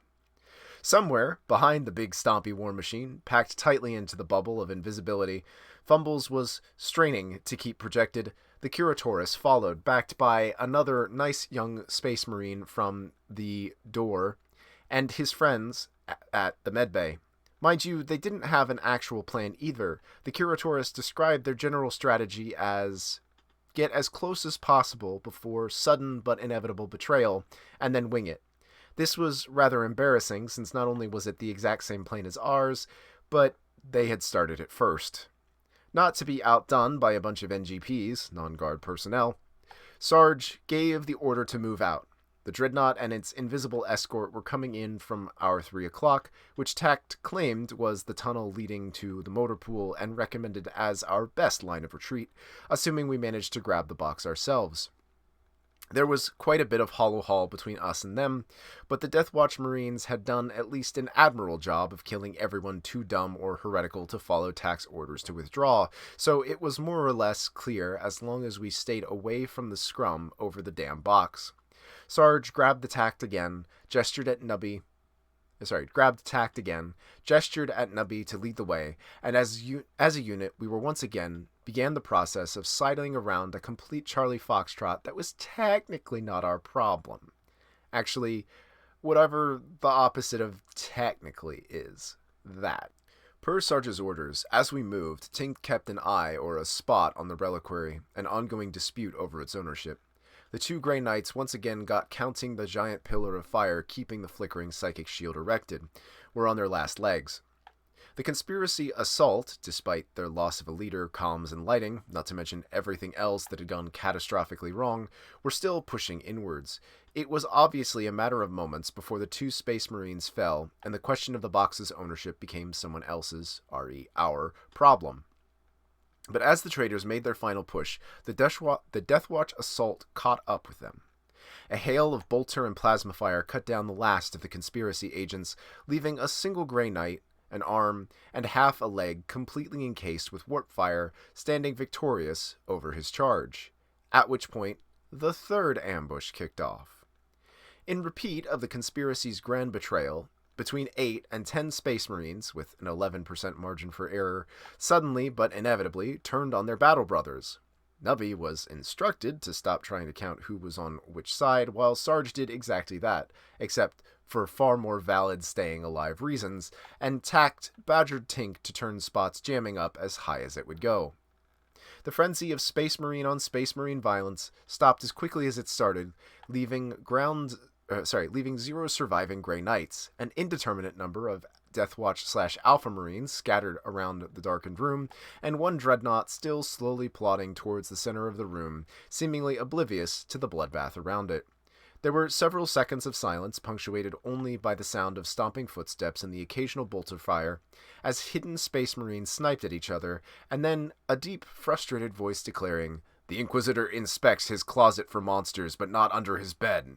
Once again, there was silence, and then another basso voice called out, "The Commissar knows not how to hold a sword, only a whip." A third voice, startlingly close to our position, barked, "It is Wednesday, my battle brothers!" followed by several other shouts of incomprehensible gibberish. In the center of the room, a lone Deathwatch Marine stepped into the flickering light of the immolated Grey Knight and the still burning and worryingly twitching remains of the Untouchables. Removing his helmet, he incredulously asked if they were all Alpha Marines. After a brief pause, a second Marine stopped out and proclaimed he'd kill all of his assigned targets. One by one, a total of 9 Marines entered the light and declared their betrayals while spouting gibberish code phrases at one another. In a quiet voice, Nubby asked, "Who are we at 9? 3 guardsmen and a Tact raised their hands. Nubby told Tact to frack off. Then, a voice even deeper than the rest of that sang out, "As am I!" The 9 Space Marines spun around, briefly drawing aim on the dreadnought before registering its lack of ranged weapons. Not even missing a step, it continued, "Even in death, I still serve the ruinous powers," and a green, multi-headed dragon sigil flickered into brief visibility on the war machine's chest. The helmetless Space Marine looked around in surprise before shrugging and announcing that it did finally explain why a big guy was here instead of back with the scythes. Several of the other traitor Marines nodded in agreement, and as a group moved to encircle the tainted reliquary and started quietly arguing with each other in some incomprehensible private language. Whatever the Alpha Marines were arguing about, presumably who was going to have to carry the still mutating reliquary, they didn't have time to reach a decision. There was a sudden, pained curse from Fumbles, and the advancing green sigil dreadnought flickered and vanished, revealing a tightly packed squad of Deathwatch Marines and an exhausted Psyker. All 9 Alpha Marines began to turn to bring their weapons to bear, only to realize that the actual dreadnought was just a little bit closer than it had appeared. With a massive, wall-shaking bellow of "Not!", the dreadnought sprinted across the last few meters, and several tons of pissed-off Astartes war machines smashed into the traitor Marines, along with a volley of crack grenades. They weren't our grenades. Not even Sarge could lob one that far. Our contribution consisted of a barrage of pulse rounds bursting through the hologram of a long-dead Inquisitor in an especially tasteless hat, all focused on a single point that was designated by a Tau-ish marker light. The target of the barrage, the one jackass who still wasn't wearing his helmet, didn't even have time to react before his oversized skull exploded. Tink's overcharged plasma blast, moving slower than the other pulse shots, sailed through the empty space where the traitor Marine's skull had used to be, before continuing on to an intercept course, hitting a leaping conspiracy agent mid-sneak attack. Seizing the opportunity provided by the surprised dreadnought, the remaining traitorous inquisitorial agents launched a final desperate attempt to capture the reliquary. They were mostly ignored, the Alpha Marines opportunistically gunning them down as they dodged around the flailing dreadnought. The exception was the feathered pink form of the interrogator host. While its comrades rushed blindly into their deaths, the demonic interrogator hung back, arms and other appendages raised in a shrieking chant. Tink immediately shifted Spot's marker light to the new priority target, and our second volley tore into the mutated demon host's head-torso region. This wasn't nearly enough to put the thing down, its flesh flowing back into the gaps like watery pudding, but we sure fracked up whatever spell it had been casting. A storm of pink and blue fire erupted out of the demon host, with all the accuracy and control of an entire crate of bolter shells cooking off at once. The few remaining conspiracy ambushers were sprayed from behind with mutating fire, along with 2 of the Alpha Marines, the hollow statue between us and a general portion of the combat area. The spell fell far short of most of our allies. Fumbles and the Curatoris' squad of Deathwatch Marines had prudently held back from rushing in. The 2 non-space Marines were heroically cowering behind an overturned altar to some inquisitorial saint, while the 4 loyal Deathwatch Marines had spread out to cover the Dreadnought's charge. The leader of the small squad, bearing a familiar apothecary kit and comet emblem, bellowed over our commnet for Sergeant Gravis to grab the damn box and get back here before he broke something. "Oh yeah, Sergeant Gravis! I just got it!" Sergeant Gravis did not appear to be listening, though being far too busy flailing at the 3 Alpha Marines dancing outside of his reach. And it really was flailing, full of wild blows more appropriate for an orc warlord than the graceful space marine we remembered. Honestly, he was outclassed and wouldn't have caught any of them 3 if it weren't for a blast of warp fire raining around them. As one of his 3 targets, a power sword-wielding Marine and a red teardrop emblematic, dodged out of the way of an incoming fireball, Gravis lunged, snatching the Marine out of midair with a triumphant bellow, and then staggering as a massive foot punched straight through the massive flesh, tentacles, and flames that said fireball left on the floor. It had honestly never occurred to us that a dreadnought could ever trip. The multi-ton Astartes war machine smashed forwards in a spray of sparks, blood, and warp fire, crushing the unfortunate Alpha Marine in his clutches, and putting his one empty claw straight through the mutated metal of the box. This time, instead of a flash of neurotic light, the box released a massive pulse of psychic energy. The warp fire all around erupted upwards, and there was a triumphant screech from the demon host. "He comes! For real this time! Unknowing and unknown, the unseeing and the unseen, the undoer and the undone! Unknown, the eternally surprised!" There was an awkward pause as the demon host made a grandiose gesture in Gravis's general direction, and once again, nothing happened. Instead, the rising tide of warp energy abruptly stopped with a sudden, psychic clang. There was a pause, and then the demon host spoke. "Well, this is certainly unexpected." The voice was horrific. It was like someone had cobbled together the screaming of millions of tormented souls into a posh, high Gothic accent. It was like the demonthrope could talk, was sentient, knew you personally, everything about you, and wanted to have a nice long chat and get to know you even better. It was also baffled, an emotion that didn't exactly mesh with the rest, but it could be argued unknown. The greater demon of Znich was baffled. The demon's power surged again, only to cut off with another psychic clang as it ran into whatever Oak had done to turn those 3 boxes into a demon try. It didn't seem to try a 3rd time. "I believe this calls for a change of plan." This time, there was something very different about the psychic power coming from the crushed reliquary. The warp flames illuminating the room abruptly began twisting, reaching out in 9 different directions, centered around the twitching body of the somehow still alive untouchable. The twisting lines of warp energy seemed to pulse in time with the box, except for one, pointed more or less straight up, which was glowing with a worryingly familiar green and black tinge. It belatedly occurred to us that we should probably be doing something, as opposed to just letting the sorcery demon do all the sorcery, but at that point, it was too late.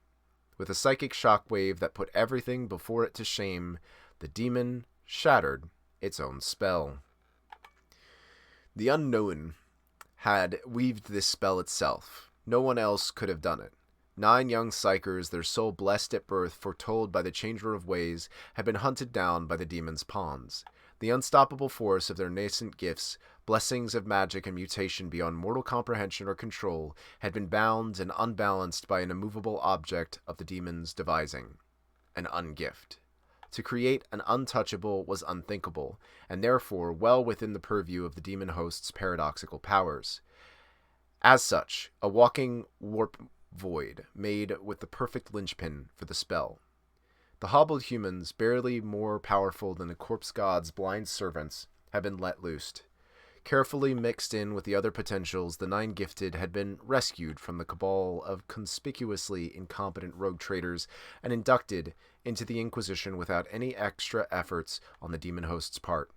Unguided and untouched by the conspiracy, they had found their ways into various retinues, unknowingly bound to each other and the ungifted interrogator by their own powers.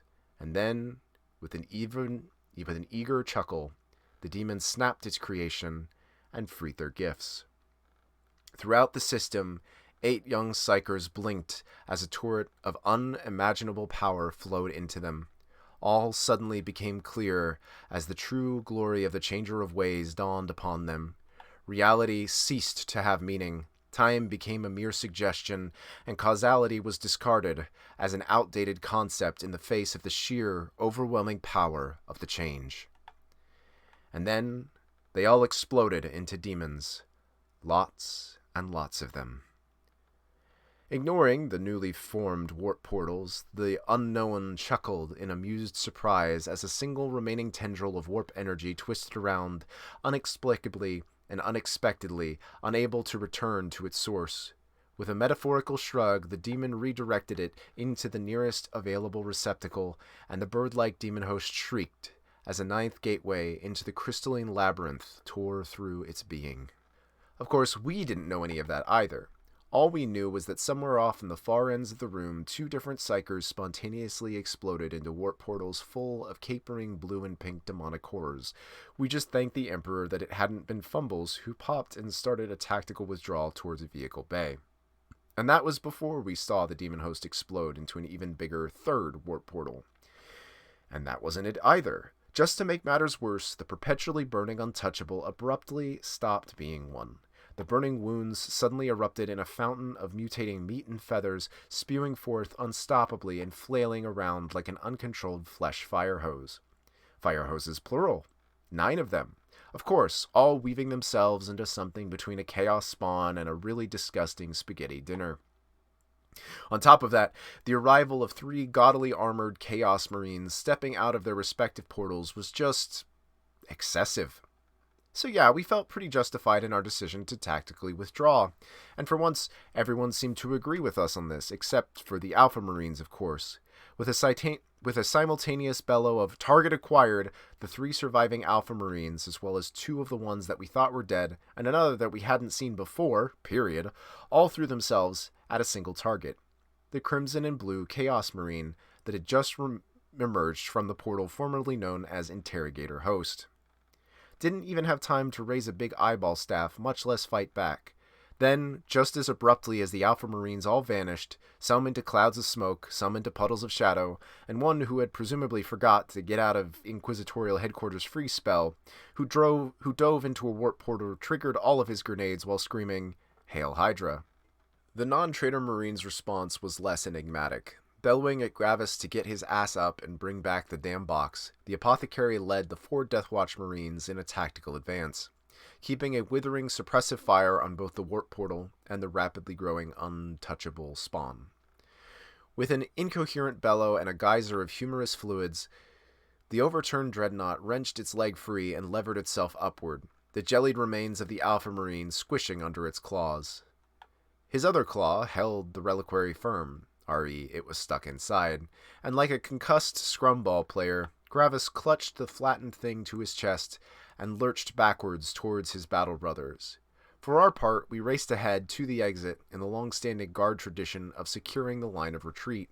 Taking advantage of the extra breath supplied by his augmetic legs, Nubby announced that for those of us who had put money on everything explodes into demons should contact him in 1 to 7 weeks about getting our winnings. Twitch's more specific bet of everything explodes into demons and orcs and demonids and more horrors dredged from the darkest recesses of our imaginations and more orcs was still not technically ruled out, but Nubby would need to see at least 6 orcs before he would entertain it. Sarge barked at the little trooper to cram it and redirected his charge towards where the elderly Curatorus was attempting to drag a spasming, twitching Fumbles to safety before he also exploded. Dropping his pulse rifle to his side and without breaking his stride, Sarge scooped up the old lady under the arm, not holding tact. Behind him, Nubby and Twitch grabbed Fumbles and booked it after Sarge, while Tink, Amy, Doc began laying down covering fire on the mutated bat-like creatures flapping out of the portal. While our retreat was relatively unchallenged, Sergeant Gravis was a different story. Tentacles of flesh and minor Nietzschean horrors clawed at the Dreadnought's heels despite his battle brothers covering fire. The wild swings of Gravis's free claw cut bloody swaths through the demon tide to no real practical effect. Bellowing in frustrated rage, the war machine abruptly stopped and clawed at the tangled mess of crushed metal stuck to its hand while the wave of enemies boiled around him. With a shriek of tearing metal, Gravis ripped the box free from its good portion of his hand, and then I shit you not, he threw the damn thing right at us. The tangled mass of metal sailed through the air with all the grace and accuracy, not to mention mass and speed, of a high-speed motorcycle crash. To a guardsman, we dove for cover and hurled a chunk of metal howling overhead like an artillery shell, with Spot zipping along behind us. It didn't hit any of us, or the door, for that matter, instead smashing into the nearby wall, leaving a massive crater and blasting 2 to 3 millennia of patina off the fresco commemorating the evolution of the excruciator through the ages. Behind us, Sergeant Gravis let out a bellow of triumph. "Handle it!" As we hauled ourselves to our feet, the Dreadnought turned back to the fight and apparently remembered that it had been equipped with actual weapons. There was an explosion of smoke and fire as 2 flamers, chest-mounted heavy bolters, and 16 single-shot defensive smoke launchers fired at once. Even though it had been crushed, mangled, and mutated, transporting that damn adamantium reliquary would have been a tall order. Now, with it embedded a good half-meter into a wall, there was only one option. With a triumphant smirk, Tink fired up his techno-heretical plasma gun and set it to cut. Sarge hustled his payload of geriatric spies through and around the door jamb. The 2 of them, still frantically babbling into the comm bead, seemingly completely disinterested in the current clusterfrack. Under the cover of the rest of the squad, except for Twitch, who was too busy laying mines, Tink extracted a glowing mass of scrap metal, which he was positive contained Oak's box somewhere. It was still a heavy and unwieldy thing, mind you, but it didn't seem to be doing anything especially warpy. Fumbles seemed to be recovering now that he had gotten away from the chaos portals, and the problem of how to carry it, and the spies and Fumbles, who could stand up but hadn't gotten to walking in a straight line just yet, was answered for us as a familiar electric tour train rocketed out of the nearest side door. The wheelchair-bound scribe, looking decidedly worse for wear and clutching a hand cannon as he steered, seemed to have a very clear picture of what was going on. Before the rest of us could even start moving, Tact, the Curatorus, and the scribe already had their heads together, speaking what was ostensibly low Gothic, but with a speed and level of jargon that rendered it unintelligible. Following their lead and doing our best not to interrupt the 7 different conversations the 3 of them were having, we loaded up and sped off towards the motor pool, Twitch's mines already going off behind us. The mission hadn't been so much overcome by events as it had been overcome by full-blown demonic incursion. In an attempt to establish just how fully it blew, Sarge put his foot down. Not literally, mind you, that being one of the 37 acts forbade to inquisitorial visitors while the conveyance was in motion according to the little plaque. In the firm voice of a patriarchal command, Sarge told the 3 elderly spies that if one of them didn't put their comms down and give us a briefing, he was going to have Tink turn off their Wi-Fi. This declaration earned Sarge an eye roll and the rude gesture from the Curatoress as she continued her conversation, but Tact took the hint. There were, to the surprise of no one, 9 demonic portals currently open, 2 more having opened inside the headquarters complex, 1 in the live evidence storage building, see prison, and another right on the main shuttle pad. Without a bunch of assortedly loyal space marines on the spot, these 2 portals had grown rapidly as the demons or chaos marines leading each force opened more and more gateways. The situation up in orbit was somehow even worse. 3 inquisitorial ships were fast on their way to becoming Zetian space hulks, and as for the main orbital complex, Amy's mom had already given the order to break out the Exterminatus-grade munitions. That wasn't all that Amy's mom was doing either. Abandoning all pretext of this not being totally premeditated, 5 regiments of guards were in the process of landing and setting up a cordon under the command of Inquisitor General the Rupert. Oak's Mechanicus and Arbite allies were enforcing a cordon of their own, this time around the Inquisitorial fleet, which was undergoing a far more protracted and indiscriminate version of the Charlie Foxtrot in the Hollow Hall. The Space Marines were, of course, loading into drop pods and firing themselves straight down into the middle of the demonic incursion with every sign of enjoyment. The problem with Taxed Brief was that none of this had anything to do with us getting one badly damaged demonic containment unit the hell out of here before it turned the entire place into a demon world. Tact nodded and explained that this is exactly why he hadn't been telling Sarge anything in the first place. In defense of Sarge's very unamused look, the former diplomacy adept went on to explain that what we were doing was heading towards the motor pool. From there, an armored transport would be made available to get us the frack out of here before any more conspiracy reinforcements, demonic hordes, or random drop pods full of even more Alpha Marines could find us. Behind Sarge, Tink opined that we really needed from the motor pool was a cogboy who knew how these spooky demon box things were supposed to work. Tink then brandished a cube he'd just extracted from the metal mass and declared that he was 90% sure that this was supposed to be in at least one of the boxes. Everyone, including the Curatorus and the Scribe Diver, turned to look at Tink and reminded him that Mago Smith, unfortunately, existed. Tink blushed and activated his own comm bead. It took the Mad Magos all of 5 seconds to start screaming.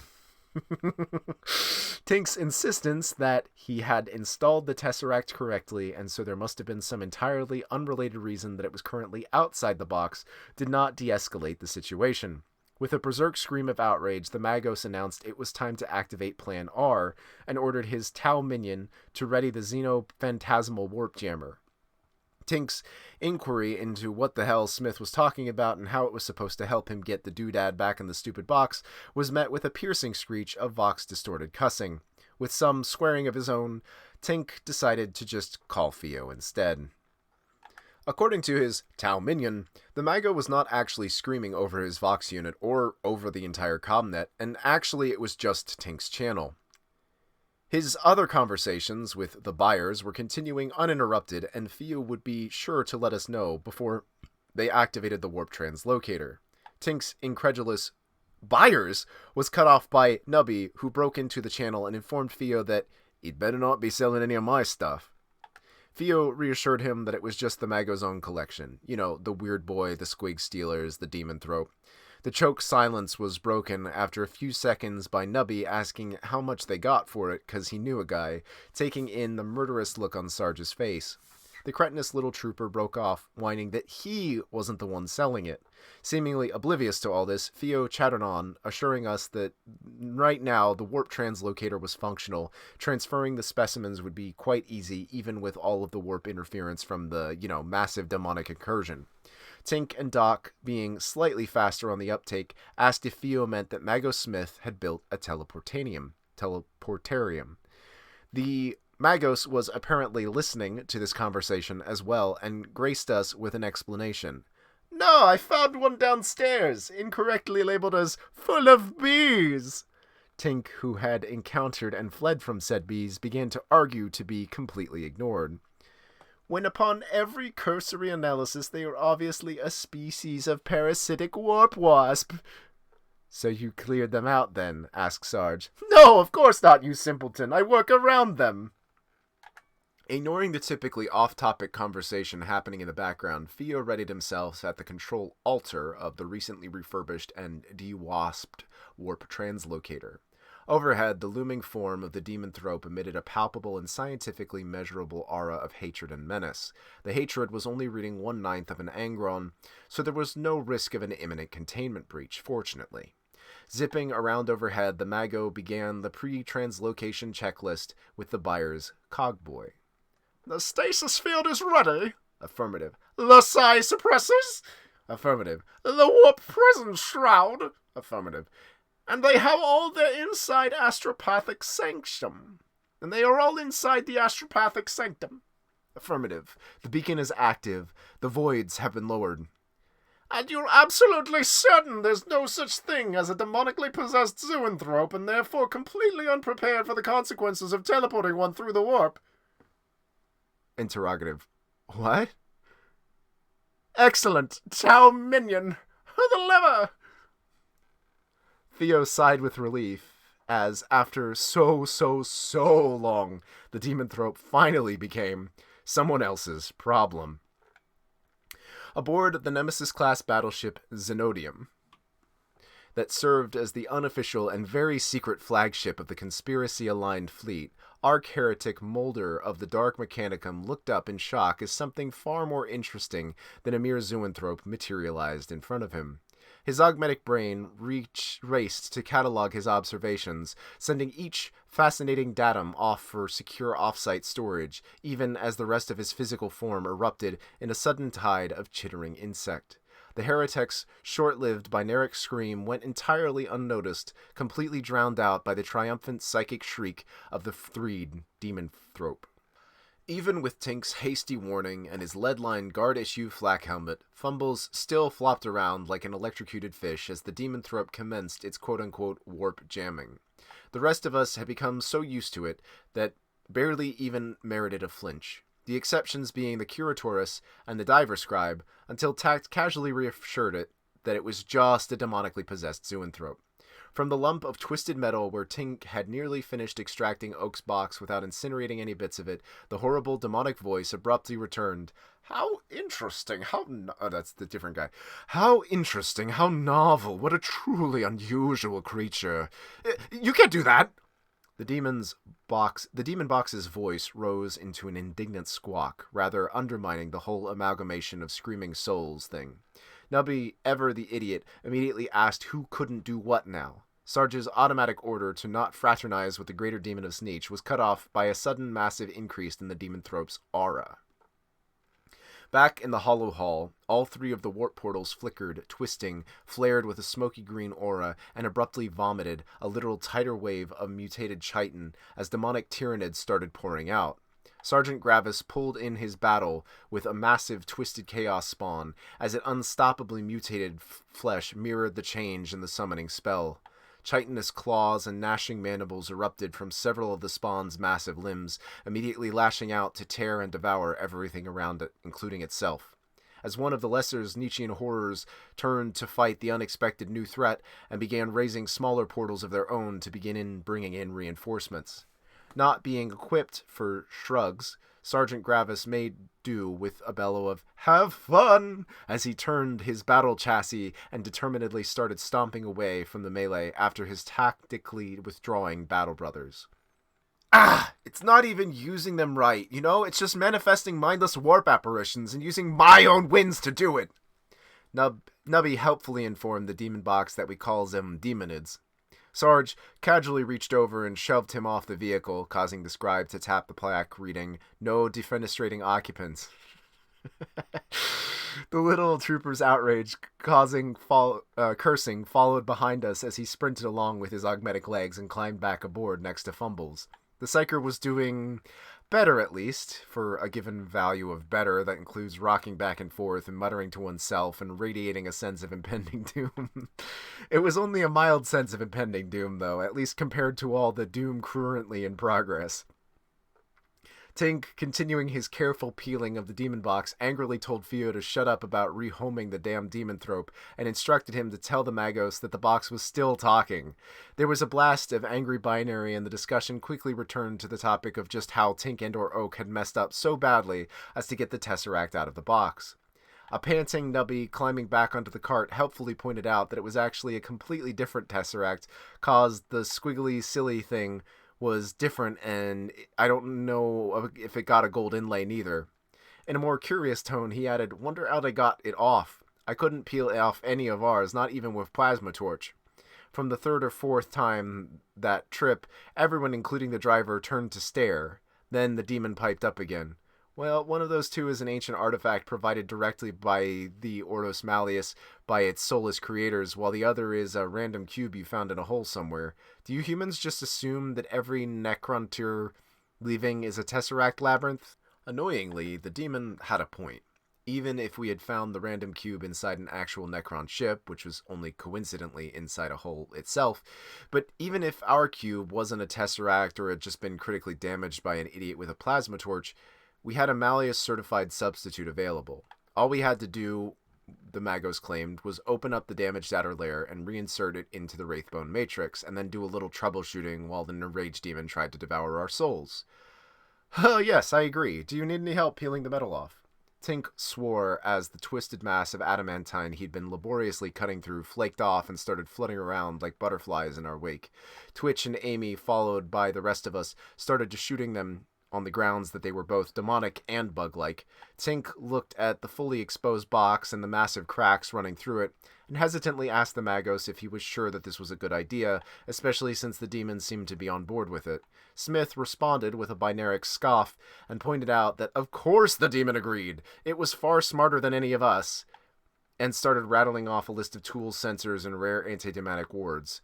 Tink's complaint that he didn't have any of these things was met with another scoff, and instructions to stop being such a baby and improvise. Tack and the other two geezers immediately informed Tink that whatever he was doing, he was not doing it on this cart, per the clearly posted "no use of heretical artifacts while the vehicle is in motion" plaque. Both Tink and the box would have to get off. Since we'd just arrived at the vehicle bay, this was accepted without complaint from anyone but the Magos and the demon. As we disembarked, the three elderly spies immediately resumed their unintelligible code babble, only pausing to ask us if they could use Spot to secure a comm relay. Tink's immediate profanity-laden response was interrupted as the large blast doors that were in the vehicle's bay main entrance cracked open just wide enough for someone to push Jim through. The tech acolyte looked like he had had a day. Not a good day or a bad day, just a day.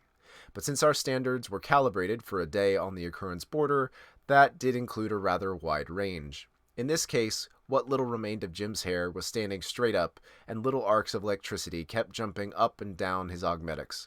He was accompanied by a suspiciously oversized servo skull, which was projecting a familiar, creepy, smiling face. Fortunately, the creepy holomagus didn't seem interested in us, since the skull zipped straight over to Tact, and the whole lot of them abruptly drove off without so much as a "try not to get yourself killed." Jim stared in vague confusion after the departing spies and holomagos, then finally registered Tink and the demon box he was holding. The cogboy made a disgusted noise and pointed out that the Tesseract was supposed to be on the inside and asked if Tink had even read the installation instructions. Tink insisted that he had, and that this was a second, different Tesseract on loan from the Ordos Malleus. "Unlike yours, this one is actually real. You should open up this box and try exchanging them as your first step." Tink instructed both of them to shut up and started forcing his way through the narrowly open door. Jim jumped backwards and began to say something, immediately thought better of it, and then followed along. None of us knew exactly what an inquisitorial vehicle bay was supposed to look like, but IVG-MAS9 sure as hell didn't look like one. I mean, the room itself was as expected, but the engine sears, Lehman Russes, and atmosphere of hectic cursing were guard issues. The fine Baneblades were less sure about, our regiment being considered too low priority to be issued with anything fancier than a fifth-hand vehicular cast-offs. I mean, some of our chimeras had wheels. Amy was a different story. With an ear-piercing shriek of "Harry!" the markswoman lunged towards the nearest of the Baneblades, jumping up to swing from its massive las cannon, and then violently throwing herself at the nearest engine seer. Sarge and Doc both reflexively moved to separate her from the unfortunate cogboy before she could do any damage, but instead, to our considerable shock, she was actually hugging the short, burly engineer who had popped up out of the front access hatch of her beloved Baneblade. Well, not short exactly. He was about as tall as Nubby, and that was without his legs, which he seemed to have swapped out for in favor of wide collection of mechadendrites. Even more shocking was a cheerful "Hello" from the furthest Baneblade, where the Rupert had perched himself for no readily apparent reason. As we jogged over, Jim and Tink already arguing with each other over the box and the Tesseract, we spotted a gaggle of suspiciously well-dressed guardsmen brewing recaf over a small camp stove. Our former trainees gave us a friendly wave and cheer, but didn't actually get up. Alfred was more accommodating, though, and as we approached, he broke away from a pair of jittery psychers he had been shepherding and gave us a rundown. Truthfully, it was less of a rundown and more of a sprint past. The dapper psycher gestured back towards Amy, primarily informed us that he had procured a transport, suggested that we get moving, and abruptly broke off with his attention fixed on Tink and the box. With an audible gulp, the psychic Batman picked up several paces and made a sort of warning gesture at us. He then abruptly turned around to sprint towards the Rupert, firmly suggesting it was time they got moving. Nonplussed, the Rupert gave a cheery wave, announcing he'd bag a soul grinder for us. The collection of engineers fussing over the Baneblade clambered aboard with binaric whoops and a downright orcish level of enthusiasm. Twitch eyed them suspiciously, but Nubby informed them that didn't count. It belatedly occurred to us that we had seen no actual tank crews in the bay, just lots and lots of cogboys. The number was rapidly dwindling as a bunch of heavy servitors manually cranked the bay's exterior doors, and then the Rupert, followed by the 3 other Baneblades, roared out onto the surface. Almost simultaneously, the remaining engineers marshaled up their servitors and filed out the door we'd entered through, immediately opening fire on whatever demonic horrors had been following us. In less time than it had taken us to cross the room back to Amy, the bay had more or less emptied, leaving just us, the burly engineer, and Harry. The cogboys gave a group a look over and asked who here knew how to run a night-grade fusion reactor. Tink immediately raised his hand as Jim made more of an irk sound.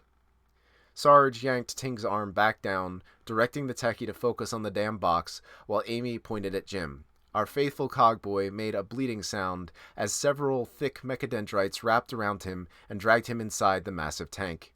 Amy told us not to worry. The machine spirits did most of the work. Nubby asked if he could drive, and everyone ignored him. As it turned out, Amy was the one who was driving, jacking a thick cable decorated with prayer seals into the socket in her skull and giggling with delight like someone getting attacked by an overenthusiastic puppy. In a tone of familial pride, she proudly declared that Harry was the best Titan killer in the regiment. She knew because her mom would let her sit on the lap and fire the volcano cannon. The tech priest, who was also named Harry, but with an A, Amy clarified, explained that it was only once, and it had only been a warhound, and the machine spirit was the one doing the targeting anyway. Amy complained that he was no fun, and that he was embarrassing her in front of her inquisitorial co-workers. Ignoring the surprisingly friendly banter between our markswoman and the burly Tosha priest, a subtype of tech priest we were getting familiar with, we trooped inside. Harry, or Salvation of Heretics, as the ornate gold lettering on the side of the chassis declared it, was less a tank and more of a mobile bunker, a well-furbished one with padded seats, recaf, and a little sign that said, "Fort Amelia, keep out," over a little cubby too small for anyone but Nubby to fit into. After a dire warning to the sawed-off trooper not even think about it, the markswoman directed Tink to the large central chamber that shared the duties of comm hub and mess hall. The techie, still arguing over the comms with both Theo and the Magos, dropped the demonic box on the table and started getting out his tools, while Spot hung overhead transmitting a vid feed of his progress. The rest of us were directed to either man one of the point defense multi-lasers or get Amy a recaf. Down in the cramped enginarium, Jim protested that he wasn't remotely qualified to work any of this. Harry the engineer gave him conflicting assurances and death threats before scuttling away. As Amy ran through a bafflingly complex version of the litany of activation, Sarge belatedly realized that he'd run out of people to tell him what to do next. The squad had finally acquired transport of the most guardsmanly variety, but lacked any sort of destination. After a few fruitless seconds of pondering, Sarge asked Tink if there was anywhere he could go to make fixing the demon box easier, and was instructed to frack off and let him work. Fortunately, for our fearless leader, the tricky problem of where to go next was solved for him when the heavy cargo elevator directly ahead of us ground to life and a churning pile of mutated chitin rose into view. Amy scrambled through the rest of her litany, and the super heavy tank's machine spirit awakened with a chorus of beeps and slamming exterior hatches, nearly concussing fumbles in the process. In front of us, the rising pile of demonids abruptly exploded outwards in a blast of psychic force, revealing a power-armored figure sporting an oversized headdress and an eyeball-covered staff. Amy scoffed, activated the auxiliary fire control, and without so much as a warning, fired the volcano cannon. The entire tank rattled, and Jim let out a yelp of alarm as a ravening blast of coherent light reduced the Chaos Marine to a pair of smoking greaves. Cackling in triumph, our markswoman turned tank commander violently spun the massive vehicle around and floored it for the exit. Behind us, there was an almighty crash as something almost as big as our Baneblade smashed through the reinforced roof, covered by a swarm of screeching demonic flying fish. We, which is to say, briefly debated slowing down to offer some covering fire, but the squad of yellow-armored space marines that stormed off to the drop pod seemed to have things under control. The planetary surface of wherever the hell we were going had noticeably gone downhill since we'd last seen it. The demonic and demonitic portals were already having a noticeable effect on reality, tinging the sky with pink and green light and lightning twisting the landscape into flesh and crystals, chitin, or more or less at random, and spewing both warp energy and warp entities pretty much everywhere. Up in the turret, cowering as far away from the box as possible, Fumbles let out a whimpering sound and a wave of emotion radiated through us, mostly barely suppressed terror of several different varieties, but also a distinct premonition of doom, specifically in the form of something coming from 7 o'clock high, in the rear point of defense turrets. Doc and Twitch flinched as their targeting screens jumped up to focus on a rapidly descending matte black shuttle, and the machine spirit displayed a targeting lock. Not bothering to question this, both troopers grabbed their respective controls and opened fire. The shuttle's own multi-laser fire splashed off Henry's armor without noticeable effect. The missiles might have been a different story if it weren't for the sudden premonition of fiery death and Amy's quick triggering of the smoke launchers. As the Baneblade skidded into another hard turn, a barrage of crack missiles annihilated the highway directly ahead of us that led up the shuttle pad. Swearing, Amy asked the Psyker if he had a premonition about where to go next, and nodded in surprised satisfaction as a clear, smokeless vision of the roadway leading down and away into the outer perimeter pushed into her mind. As we came into clear, both Sarge and Twitch instinctively brought their multi-lasers up to bear on the suddenly visible shuttle, blowing out one of its engines and sending it down into a rolling mass of demonids pouring out of the vehicle bay behind us. That more or less set the tone for our expeditious retreat. Swarms of demonic fish flyers, inquisitorial aircraft of unknown loyalty, packs of demonids both on the ground and skittering unsupported through the air, bolts of warp lightning and the occasional precision orbital strike seemed to home in on us from every direction. Between the tank's machine spirit and Fumble's premonitions, our attention was brought to each new threat in the nick of time. All 4 multi-lasers were firing continuously, jumping from one target to the next, with the occasional assistance of the main cannon when something worth shooting was unfortunate enough to come across the volcano cannon's limited firing arc. It would have been quite fun if it weren't for the damn demonic box arguing with Tink and then Theo and the Magos about whether we were going to open it or not. Tink had achieved a level of panic previously only observed in Gretchen and Nubby. He had no desire to open the demon box, and zero faith in the Magos' assurances that it was just one lair, and the creature would barely be more powerful at all, at least not by the standards of the major demons.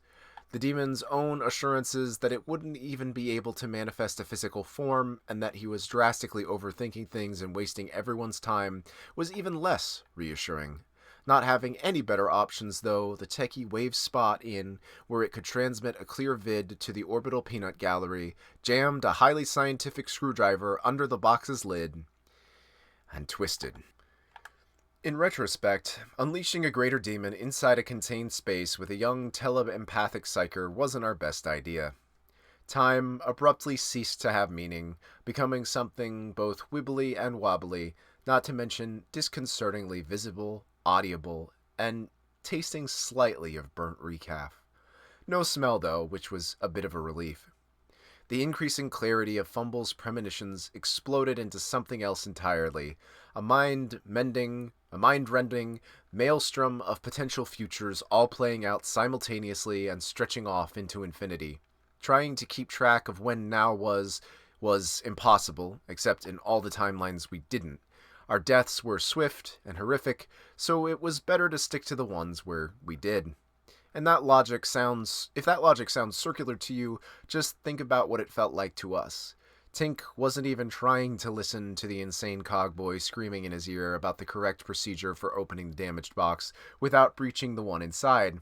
Navigating by the myriad of visions of his prospective frack-ups and their immediate horrific consequences, the techie worked feverishly to stick the future where the box didn't erupt into a tide of mutating pink fire or grow fangs and bite his face off. The rest of us were feeling it just as bad. Amy was laughing hysterically, steering the unimaginably armored vehicle in seemingly random patterns across the rapidly mutating terrain in the plateau, hardly able to breathe for her laughing and using one of her legs to fend off the levitating, twitching, pink static spewing from Fumbles. The markswoman slewed the main gun around without even bothering to aim. She triggered the volcano cannon again, and a massive las cannon beam punched straight through a swooping demonic flyrant before continuing on for half a click to decapitate the large, metal-legged demon trying to claw its way into the Rupert's baneblade. Sarge's attention was more focused, ignoring the present Charlie Foxtrot in a desperate, leaderly attempt to figure out what the damn demon would do next. His aiming of the multi-las continuing automatically, he watched himself rapidly switch his comm bead through a dozen channels, barking orders with the singular authority of a non-comm in motion. Squads of inquisitorial stormtroopers were redeployed towards the surface and directed towards the anti-air batteries to assist Hannah, and the inquisitorial tech priest shuttles and drop pods were directed to new landing zones. Sergeant Gravis and his squad were redirected to prepare for teleporter deployment, and Alfred was told to tell the Rupert to duck.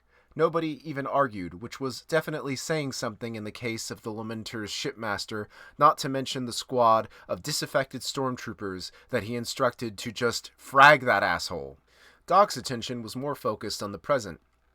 Tapping down the trigger on his multi-las and letting the Omnissiah take the wheel, he scrambled back through the Baneblade, pausing briefly to hold the box steady while Tink did the thing, and then reminding him that in 10 seconds it would be now. The medic dove into the engineerium with a fire extinguisher in one hand and burn salve in the other. Jim, who was screaming in binaric as he employed Tink's stick-to-the-timeline where I don't blow us all up strategy, was greatly appreciative of both the extinguisher and the salve, as well as Doc's assistance in jettisoning the primary heat sink array. The less said about Nubby's attempt to establish a betting pool with his various selves about his own actions, the better. At least it kept him out of trouble. Twitch, though, was actively looking for trouble. One specific sort of trouble where he knew was coming because the Emperor had shown it to him, laid out clearly in the secret hidden patterns of the morning recaf.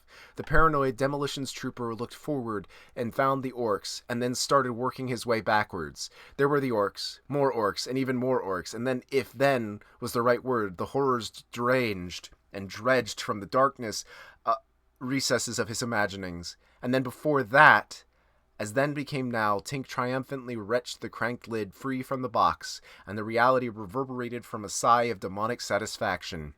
Tink looked down in horror as his own premonitions abruptly coalesced in a single certain future, ending with two gloating demonic voices, one from the box and one from Fumbles, declaring, "Prescience is wasted on mortals." In a completely predictable repeat of our experiences aboard a certain Eldar shuttle, the horrific sensation of a greater demon clawing its way into our soul radiated backwards along the vision. All sense of self was subsumed, all sense of time, all sense of reality, nothing but demonic cackling and helpless terror at the prospect of being worn as some sort of flesh suit. It was incapacitating, and each crawling second just brought that horrible future a bit closer. And then someone grabbed us by the collar and yanked us back to the present. Amy looked around in shock as Fumbles was hauled up and out of the tank by a hysterical screaming Twitch, taking the horrible visions with them as they jumped from the moving Baneblade, the front of the moving Baneblade. The markswoman threw the right tread into reverse as a desperate attempt to get out of Fumble's aura, which had the happy side effect of not crushing him or Twitch under the treads. Her attention was perhaps a little bit too focused on this, since she entirely missed the brightly painted safety rail marking the edge of the plateau. Everyone inside the Baneblade was already screaming, but it switched to a higher register as the super heavy tank abruptly tilted at a severe angle and started spin down the massive scree slope below us. The only one not screaming, which is to say, the demon, was complain gloating. Peeking ahead is unfair, you know. It spoils the surprise, but you did release me, and now I'm not unknown and the ungrateful and unwish that shall be granted.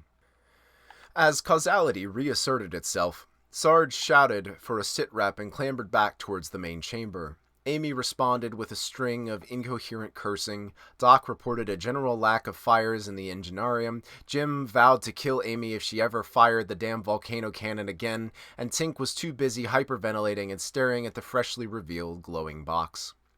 Nubby, seizing the initiative, explained that he got us all the first spooky box open, and the one inside is glowing with offering us 3 wishes, including Twitch and Fumbles, and you guys on the Vox, and that's 36 wishes. Sarge instructed Nubby to stop trying to scam the greater demon and pointed out that they were unwishes anyway, like the opposite of wish. Nubby countered that and was actually an anti-wish. Tank, remembering what he was supposed to be doing things, broke in to point out that an anti-wish would be a weapon that specifically targets wishes. Nubby declared both of these to be niche, but he'd take one along with the regular wish. Ah, we have a volunteer to go first then. Not so fast. First rule of being a guardsman, don't ever volunteer for nothing. So, always volunteer for something? I mean, yeah, but not like on purpose or, willingly. Oh, excellent. Then you're already familiar with the process, says the demon. Harry rocked with a wave of distinctly pink-tasting psychic energy, and everyone present froze. A considerable distance away, a psychic channel was briefly opened to the demonic-possessed Zoanthrope, alternatively known as the Demonthrope, Frank, and the Xenophantasmal Warp Jammer, and the Unwish was granted. The Astartes, known as Heart Marine, Grumpy, and Comet Apothecary, had abandoned their positions, much to the consternation of the interim battle brother, who hadn't gotten Sarge's teleportation warning.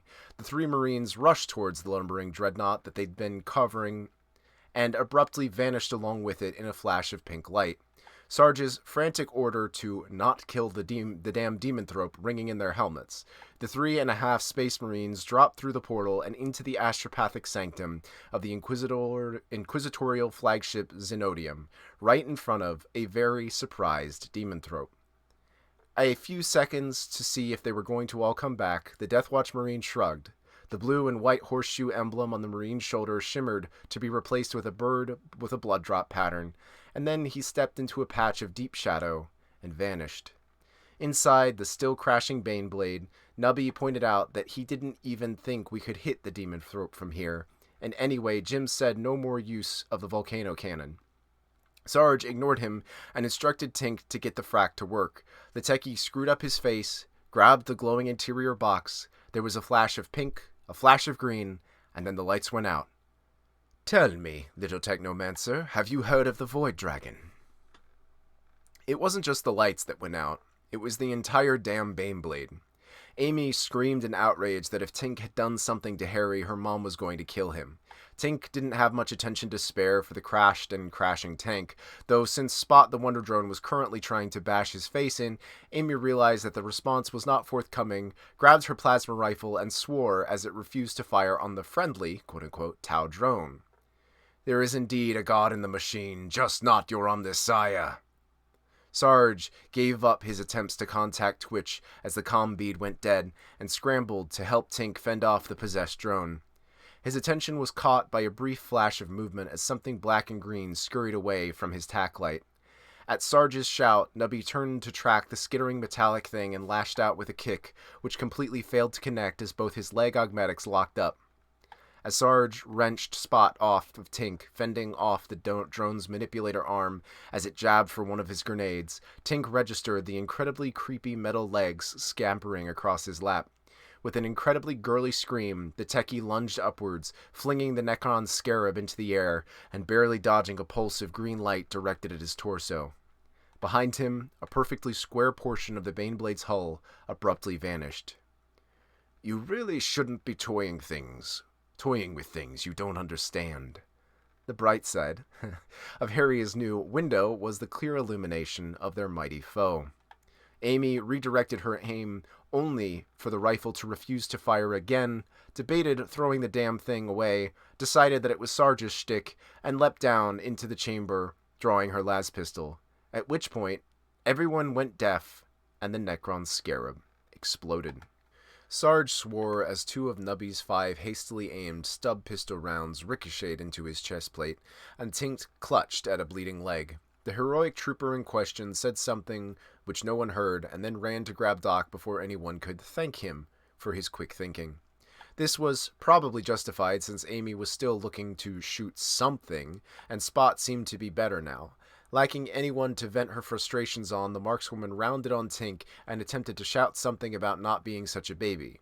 Tink, equally deaf and bleeding, did not fully grasp Amy's argument, but managed to convey that he had A, been shot, and B, did not want another unwish, as the last one had gotten him shot. This was not the correct answer, and rather than continuing the pointless argument, Amy reached down and snatched the glowing interior box clear of its damaged casing. In retrospect, Amy's decision had to handle a demonic artifact while mentally interfaced with a crashing Baneblade was not one of her better ones. Before the markswoman turned tank commander even finished lifting the interior box clear, her entire body locked up as Harry the Baneblade came back online and informed her of its displeasure, especially with the new hull that it had, and continued crashing. "That was unwise." Once again, there was a flash of pink, and then a flash of green, not to mention another hole straight through Harry's hull. The only reason said hole didn't include Amy's face was a sharp jerk from Doc, yanking the markswoman off her feet as a small warp portal disgorged a bolt of familiar green and black lightning. Ignoring the fact that she'd nearly just gotten her face burned off, again, Amy clambered upright and declared her point proven. The stupid box was just summoning random warp portals, and Tink should shut up about his unwish and get back to work. "Oh? Unsatisfied, are we?" Then the skin melted off of everyone's faces. Amy shrieked in horror as her squadmate's skin sloughed off away to reveal blocky augmetics and blank expressions of servitors, all laughing with the toneless voice of a dead Magos. This screaming meltdown was briefly interrupted by the long-awaited conclusion of Harry's crash. The Baneblade shook as our entire small avalanche slammed into the main access road, scattering the column of black-armored chimeras crawling up it. When the inquisitorial stormtroopers thought as our Baneblades crashed through them, all weapons firing and turrets spasmodically twitching in time with its driver hysterical screaming. Well, it was no surprise that so many of them opened fire. Not that anyone, save for Jim, even noticed the multi-lasers opening up on us. Doc and Sarge both moved to intercept the freaking out markswoman, to which she did not respond well. Sarge lurched backwards as a flaring foot caught him in the gut, and Amy scrambled past him and out of Doc's reach. Tink ignored all this stillness, his attention focused on the exposed platter of wraithbone circuitry at the bottom of the cracked outer box, and the tech priest screaming at him over the reconnected Vox. This let Nubby as the only one in position to block the markswoman as she attempted to eject the demonic box via one of the Bane Blade's newly installed windows. Illusions provide a dry and tasteless terror, but they can be so much more The demonic voice was cut off as Nubby's grimy fingers snatched the box out of the air just ahead of the well-aimed lasbolt coming out the other way. Ignoring the near miss, the little trooper looked down triumphantly and announced that this was the first wish he wanted Owen to make a reversion of the Demunitorum regulations vis-a-vis legitimate battlefield salvage, coma profits derived therefrom, comma, and personal mercantile endeavors, semicolon. Also, that one talking about all the baths, period. No. Nubby's outraged reply was cut off by a badly singed Jim, informing the rest of us that the sheer volume of incoming lasfire was not helping with his badly overheating fusion reactor, and asking if one of us could do something about that. Tink casually swore at him, his attention wholly focused on the cracked circuit board which kept screaming Eldari insults at him as he patched it. Sarge attempted to order a ceasefire by trying to poke his head out one of the hatches, only to duck back down as a blizzard of lasfire targeted the new weak point, and then by trying to remember which comm channel the stormtroopers were supposed to be using. Doc informed him that this probably wasn't going to work without Fumbles helping, and applied bandages and fire suppressant as needed to Tink and Jim. Amy, having realized that her comrades had not been servitorized, and that Jim very much had a point about the fusion reactor, decided to take matters into her own hands and opened up the throttle. The super heavy tank lurched forward, smashing two chimeras out of the way, then tilting alarmingly as it resumed its extended crash down the scree slope. Everyone, including the demon, swore at her for the lack of warning. On the bright side, not only did this get them out of lasfire, it also interrupted Nubby's argument with the demon over whether more semicolons would make his wish valid. Sarge debated leaving the box with the little trooper on the grounds that the demon hadn't been doing anything, but then the box suggested that wishes were reserved for people who opened it. Without waiting to see how that would play out, the non-com snatched the demonic box away from and clambered up through the forward hatch in anticipation of imminent demonic shenanigans. Instead, what he got was an odd, demonic sense of pity. He's an idiot, you know. Yeah. Sarge didn't even look at the demon box. Keeping his eyes focused on the not very rapidly approaching forest at the base of the scree slope, his mind as blank as possible, but it didn't work. You're an idiot too, you know. Yeah? Not in the same sense of your depressingly unexceptional intellect. I mean, you're foolish if you believe a bunch of half-remembered lessons and a stiff upper lip would be enough to hide your fears from a being that can taste your very soul. From below, there was a nasal, "What did mine taste like?" before Sarge and the demon ignored this interjection. As such, an interesting fear, too. He is not my plaything, but I'm sure his owner won't mind me borrowing his toy. Any vestiges of Sarge's cool demeanor vanished as he looked down at the box in horror and struggled with the overpowering urge to throw it away from the tank as possible. So, Sergeant, let's see how unpleasant this Baines John fellow really is. There was a flash of pink light, and something slammed into the slope ahead of us with the force of an artillery round. Through the dust, Sarge spotted something that looked like a human, a bird, and a ground meat patty hauling itself upright. What Amy saw was a figure of inexplicable, literally, handsomeness, oozing confidence, and looking her straight in the eye through the intervening layers of armor plating. Without thinking, or even registering her own actions, the markswoman slammed Henry into reverse. If there was any doubt in our minds that the damn box actually summoned Bane freaking Johns, it vanished as the 30-ton Shadow Sword Bane blade, tipped up on its spinning treads, began to flip and stayed there. Rather than wait to see what the bastard was going to do next, Sarge raised his pulse carbine and fired his underbarrel flash launcher at the rapidly reforming interplanetary demon host of mystery. Unfortunately, but not unpredictably, Sarge fired his shot at the exact same moment as Amy realized she was about to be the first tank commander in both her regiment and family history to actually flip a Baneblade over.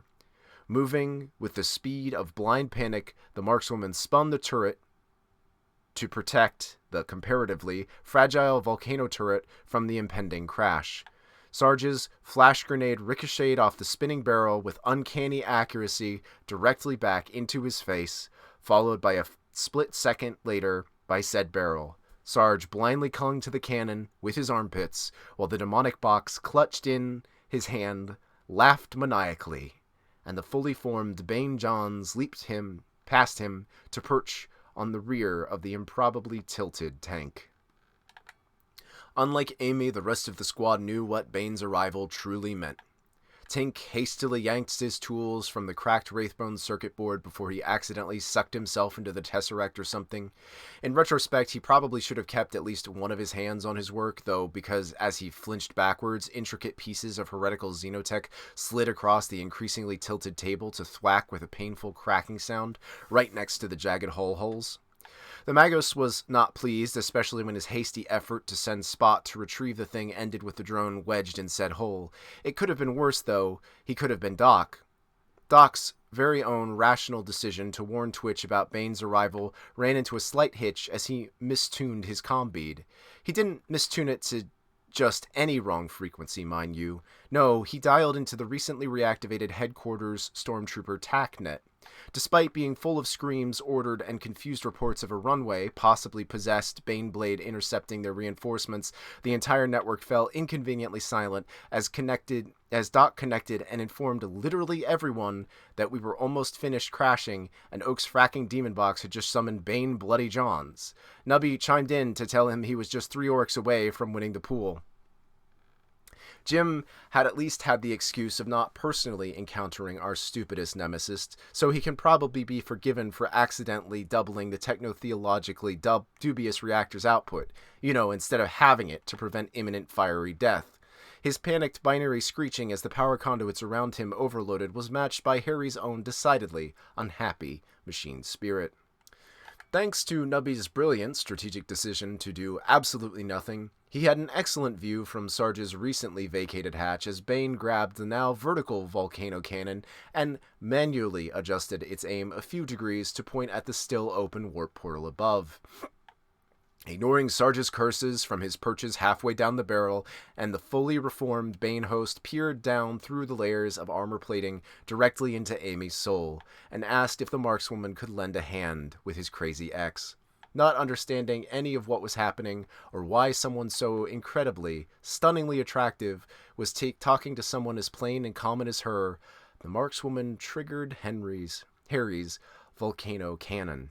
Sarge, being rather preoccupied with keeping himself and the demon box from falling and being crushed under the Baneblade's tread, didn't notice as the pink light from above abruptly shifted to red.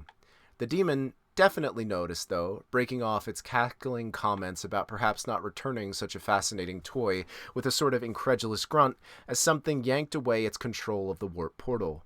Taking this as his cue, Sarge did the only thing he could think to do and let go of the barrel, smashing down into the turret below right as the volcano cannon fired. Nubby gawped gromlessly as something very big and very angry wrenched open the blood-filled, blood-red gate, not even pausing as the beam of coherent light vaporized one of the massive arms. If anything, that helped it get through the portal faster. Bane let out a panicked squeak as the hulking thing lunged down towards the improbably tilted tank and seized him around the torso with its remaining hand, and let out a growling laugh like a Lehman Russ gunning its engine. "Ah, it's Nirvana! Hi, Ivana!" Sarge, Nubby, and the demon box and a good portion of the stormtroopers watching from the road above stared in shock as something the size and strength, if not color, of an orc war boss raised Bane above its head and hurled him down the slope below with the force of a macro cannon shell, before jumping down after it. In a frenzy of violence punctuated by terrified, demonic screaming and equally demonic laughter, the hulking figure smashed into Bane's rapidly reforming form and went to work like an Ogren trying to break open a ration tin. The grisly scene continued for several seconds before Bane's screaming finally trailed off. With a triumphant roar and a cheerful wave at Nubby with a freshly reformed right arm, the demonic Hulk hurtled Bane's twisted remains back up through the warp portal before jumping through after and yanking the portal closed. "Bye, Ivana!" I I genuinely did not see any of that coming. Any of it. Oh, that was Ivana. They's a cutes couple. At which point the Baneblade had finally finished crashing. We'd been in quite a few crashes in our careers, and while this one wasn't the fastest, it was definitely the biggest. All 316 tons of Harry the Baneblade slammed into the large Baneblade-shaped crater at the base of the slope. The laws of physics having finally reasserted themselves, the improbably vertical tank lurched forward, sending our fearless leader flying through the scrubby, slightly mutated forest clinging to the foothills. Sarge briefly paused his cursing and flailing as the familiar, if rather battered form of Spot the Wonder Drone sailed by, smashing into one of the passing trees in much the same manner as Sarge did a few seconds later. Somewhere behind him, Nubby asked if he was dead, and also if he still had the demon box. Sarge swore at the little trooper, which we took as a no on both counts. There was a lot of cursing inside the overturned Baneblade too. Amy was switching between freaking out over having actually flipped a throne-damned Baneblade and asking if we knew who that incredibly sexy guy with the wings was, while Jim frantically shut down the much-abused fusion reactor. Tink searched through the detritus covering the overturned tank's roof, finally extracting the Wraithbone circuit board. Doc, having ascertained that no one present needed medical assistance or fire extinguishing, extricated himself through one of the side hatches and dragged Nubby down the slope after Sarge. Not even stopping to help Sarge out of his tree, Nubby and Doc scrambled through the brush in a desperate search for the missing demon box. Sarge did his best to guide the two, aided at least in theory by Magos and Theo, who were still watching over Spot's vid feed. Nubby confidently assured everyone that he'd be the one to find it, him having a knack for this sort of thing. A sentiment which Doc not only agreed, but fully supported, being more than happy to leave this unwished stuff to the rest of the squad, which was probably why the demon gave him a little help. Following the directions being shouted at him, and not questioning just who was giving them, the medic shook a particularly battered-looking tree and shouted in panic as something dropped directly onto his helmet. Reflexively and directly against his decision to let Nubby handle the damn thing, the medic caught the falling box in both hands. As warp energy surged around him, the medic took solace in the fact that as bad as this would be, at least it hadn't been Twitch who'd grabbed the summon your worst fear box. Oh? Why not? A good kilometer uphill of all of this, Twitch continued his hasty descent to the scree slope, and debated about what to do with all the chimeras and stormtroopers in his way. By the time he'd tranked fumbles, crammed the psyker into a partially collapsed maintenance shed, and mined the surrounding area, the demolitions trooper had fallen pretty far behind. Fortunately, there was a nice clear trail to follow, and a bunch of stormtroopers pointing the way with their flashlights. He briefly paused his scrambling descent as yet another warp portal opened, but broke into a full sprint when he, along with everyone else, found out just what had come through it. His debate over how to best get past the stormtroopers came to an abrupt pink warp portal opened right in front of him, and he abruptly crashed into Doc's back. Both Twitch and Doc's panic shouts were overwhelmed as the demolitions trooper's hands caught and closed on the falling box. The demon started laughing. Pink lightning rose out of the box like a warpy Tesla coil, throbbing in time with the cackling demon and branching upwards into something massive. How novel, how delicious, how illogical and logical and unlogical. Truly, you are an artisan of paranoia, but as we all know, it's not paranoia if they really are out to get you. Overhead, the grasping tendrils of lightning coalesced into a warp portal that stretched from one horizon to the other. It was full of orcs. Well, it wasn't completely full of orcs. There was enough space between them for a bit of fair, ordnance, and the crashing remains of several fighta-bombas. That said, it was the biggest airdrop we'd ever seen, and we were the bloody guard. What was even more amazing, though, was the actual fracking parachutes, something previously thought beyond orcish understanding, which probably explained all the ones made out of metal. Further speculation was interrupted as a large ballistic squig smashed into the overturned Baneblade with the force of a light artillery shell.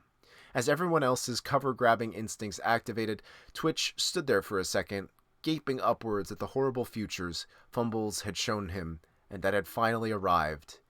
He dropped the box. Oak's carefully crafted demonic prison smashed to the ground, and more of the seals cracked open. The demonic laughter rose in pitch as a tide of warp energy, pink-like fire, and bird-like head erupted from the box.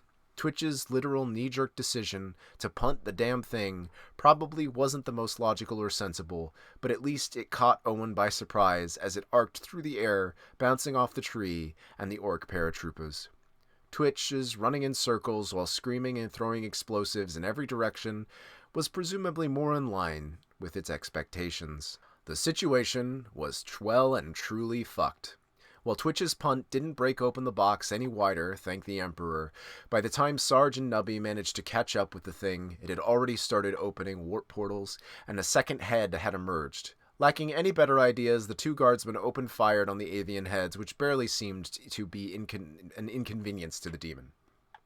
The pair quickly gave up entirely as two capering pink warp things emerged from the portals. The orcs were a bit more persistent, though, and the flares of warp energy and pink light drew them in like moths to a luminator.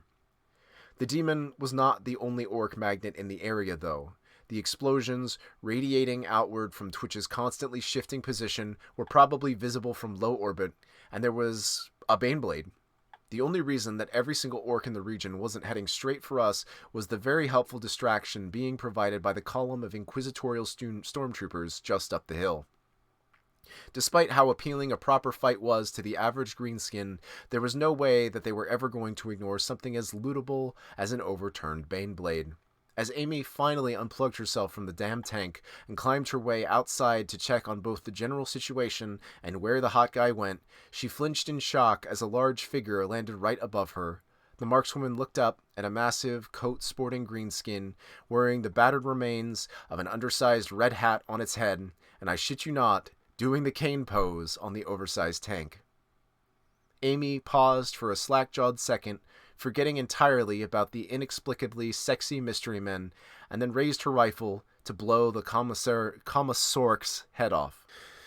Inside the overturned Baneblade, Jim triumphantly crawled out of the enginarium just in time to watch Tink suck his entire work surface along with most of his tools into a separate dimension.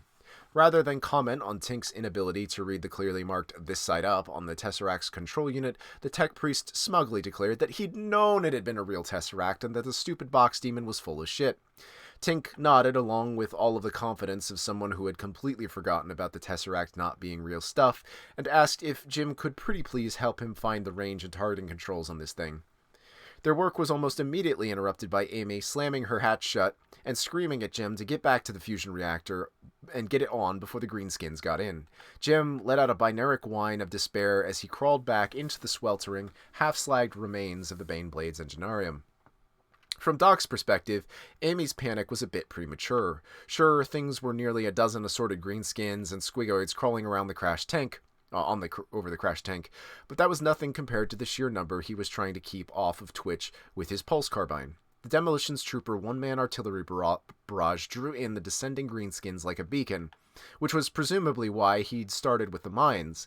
Even with a good 3/4 of the incoming greenskins running afoul of Twitch's explosives, Doc still was hard-pressed to keep any of them from closing on the panicking Demolitions Trooper, and there was nothing he could have done about the squig. Fortunately, Twitch only lost half of his toes, kicking the vicious little critter away.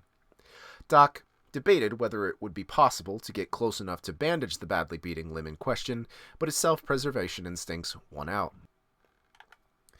Despite the fact they were facing an increasingly unbound greater demon, Sarge and Nubby's front of the battle was surprisingly low-key. After dropping the first pair of pink horrors, both guardsmen concluded that the orcs were doing a very good job at keeping the demon and its minions busy, and didn't need their help.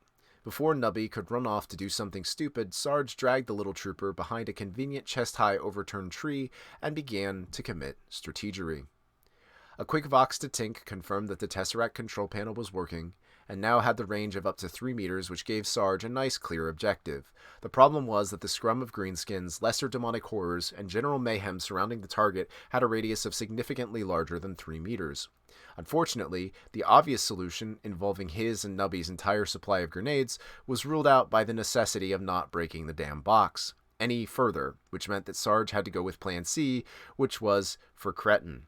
Reloading the launcher on his carbine and readying his supply of smokes and flashes, Sarge grinned down at his untrustworthy comrade and delegated the problem. Nubby, who was currently deeply regretting his insistence that the demon box has no powers over me because I ain't given me my wish yet, sidled forward as Sarge launched his barrage. The non-com's entire supply of smoke and flash grenades sailed into the melee around the demon box, exponentially increasing the level of confusion and enraging the eyeball-covered chaos spawn that had just emerged from yet another summoning portal. Nubby sprinted through the dozens of orcs in various states of belligerent confusion, ducked under the flailing arm of the blinded chaos spawn, dodged just around the corner of the edge of a warp portal, and finally yoinked the demon box. Sarge grinned in triumph as the two bird-like demonic heads looming over the smoke were abruptly yanked sideways with an outraged squawk. Nubby was less enthusiastic about the plan, at least judging by the terrified screaming as he flailed the barely contained eldritch hoarder around like a floppy power sword. The demon's serpentine appendages carved in a path of destruction, and the mutation threw both the greenskins and his own minions, and the entire smoke cloud lit up with pink fire and lightning in the wake of Nubby's panicked retreat. Sarge and Doc laid down covering fire as Nubby burst out of the smoke with the demon box and sprinted up towards the overturned Baneblade.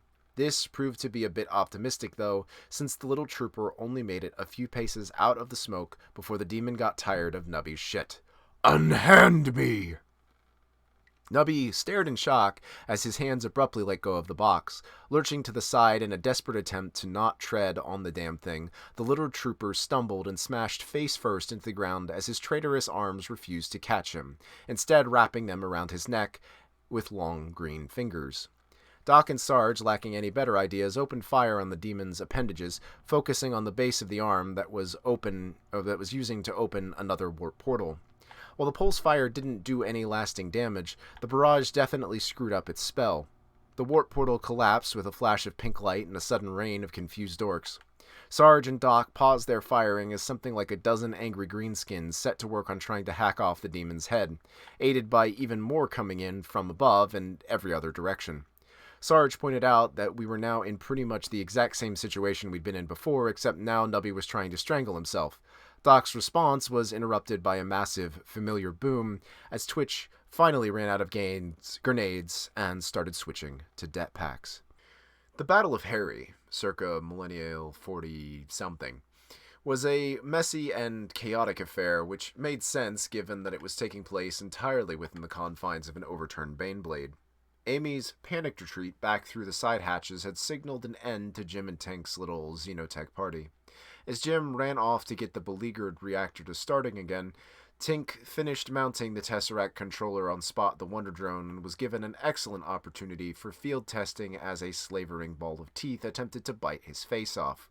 The squig, which was one of the orcs had crammed through the hull holes, disappeared in a flash of green light, fortunately not taking anything else like, say, the entire Baneblade with it. His field test successful, Tink took a cue from the greenskins and sent his own pet down back through the same hole. As Spot zipped away, the overturned tank came to life with a series of angry machine spirit noises and slamming external hatches, as a monotone voice reported 3.6 intruders detected. Tink readied his plasma gun and, for literally the first time since spending several thousand thrones on getting the feature installed, set the nozzle to mist. The .6 of the 3.6 orcs was in the engineerium, flailing madly as its free arm and legs as it struggled to get free of the hatch that Jim had slammed on it. Ignoring the green skin as something far less likely to kill him in the next 10 seconds than the reactor, Jim hastily got to work while fending off the occasional thrown item and goblet of spit. The Xeno's presence was a bit distracting though, so as Jim worked, he tasked his two las-equipped mechadendrites to finish it off. Annoyingly, this only made the Xeno more noisy, and the las pistol caliber beams failing to penetrate its thick skull.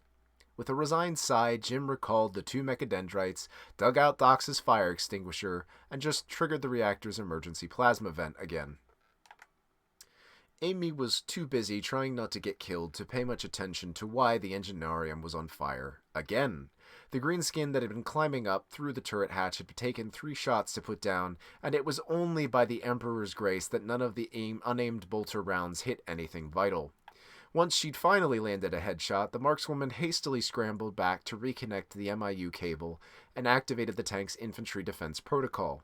As Harry's machine spirit activated its multi-lasers, Amy turned her attention up towards the rest of the tank, only to flinch backwards as some colossal idiot fired an anti-armor plasma weapon inside of a sealed tank. The good news was that while several cogitator banks were slagged and the upholstery was on fire, the entire place smelled like cooked orc. Tink had actually managed to take out both of the remaining commandos. The bad news was that despite removing a good third of its brain, Amy had not actually managed to finish hers off. The greenskin she'd been standing on abruptly sat up, one hand holding its remaining brain matter in, while the other raised its weapon and triggered its underbarrel flamer. Shrieking in panic, the markswoman flung herself out of the turret, not quite ahead of the blast of flaming promethium, and rolled around, cursing. She tried to beat out the flames, clinging to the blackened stump of her left leg.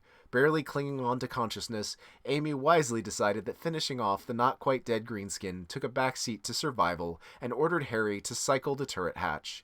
The mangled commando bellowed in outrage as it was dumped onto the ground, and with that, the perimeter was secure. Before Tink could fire his damn plasma gun inside for a second damn time. Moron. Amy wasn't the only one sporting a fresh stump. Doc had given up on supporting Twitch now that he'd started with the det packs and sprinted over to give Nubby a hand with his hands. Unfortunately, the Militarum Medicae manual didn't have an entry for limbs mutated and given dark sentience by a Nietzschean horror, or curse, which meant that it was time to get back to the basics with good old Dr. Lascutter. Nubby screamed shrilly as his left arm was severed above the elbow, a marked improvement over the patient's previous choking and writhing in Doc's opinion, and a clear sign that treatment was working. Before the medic could capture Nubby's other limb for treatment, though, the little trooper scampered away, insisting that his other Gretchenified arm had reached an understanding. Doc decided not to argue. All this mayhem meant that Sarge, as per usual, was the only one paying attention to the damn mission in general, and the damn Greater Demon of Sneech in particular. This was rather frustrating, since Sarge could recognize a tactical freaking moment and when he stepped into one. Despite the loss of one or more of Nubby's limbs, his mission to extract the box from the Orc vs. Demon scrum had been a success, and Sarge could see flashes of green necrotic light overhead as Spot tesseracted a swath through the descending commandos. So when Sarge screamed at Tink to get his drone down here and tesseract the demon, he was rather unhappy to hear that the techie was a little busy trying not to be on fire. Jim was no help either, even though he was more or less fireproof at this point, resembling nothing so much as a pile of foam with augmetics pointing out. Thankfully, there was a third tech expert to call. "Attention, those idiots! The Mago wishes me to..." Sarge informed Theo where he could cram the Mago and instructed Tau to get control of Spot and send it towards the big fracking demon. Now! The Xenos attempted to explain the concept of time lag and the complications of a massive warp portal being between his control station and the drone, but Sarge was not in the mood for petty excuses about the laws of physics. Shortly, but with a lot of whining and sotto voce Tau cursing, a compromise was reached, and Spot 3.0's little machine spirit had its target priorities reassigned. As the drone zipped back downwards, Theo seized the lull in conversation to inform Sarge that the Mago is about to deploy the Xeno-Psionic Reality Abuser. There was a pause as Sarge attempted to parse this, then Theo attempted to explain, "You know, the one with the squigs?" Sarge paused again and asked just what he meant by deploy. Aboard the occurrence border, Theo looked between the weird boy's glowing, crackling stasis chamber, the ranting Magos. "Observe, Tau Minion! Today we shall answer the question, what has plagued mankind since I thought of it 7.53 years ago?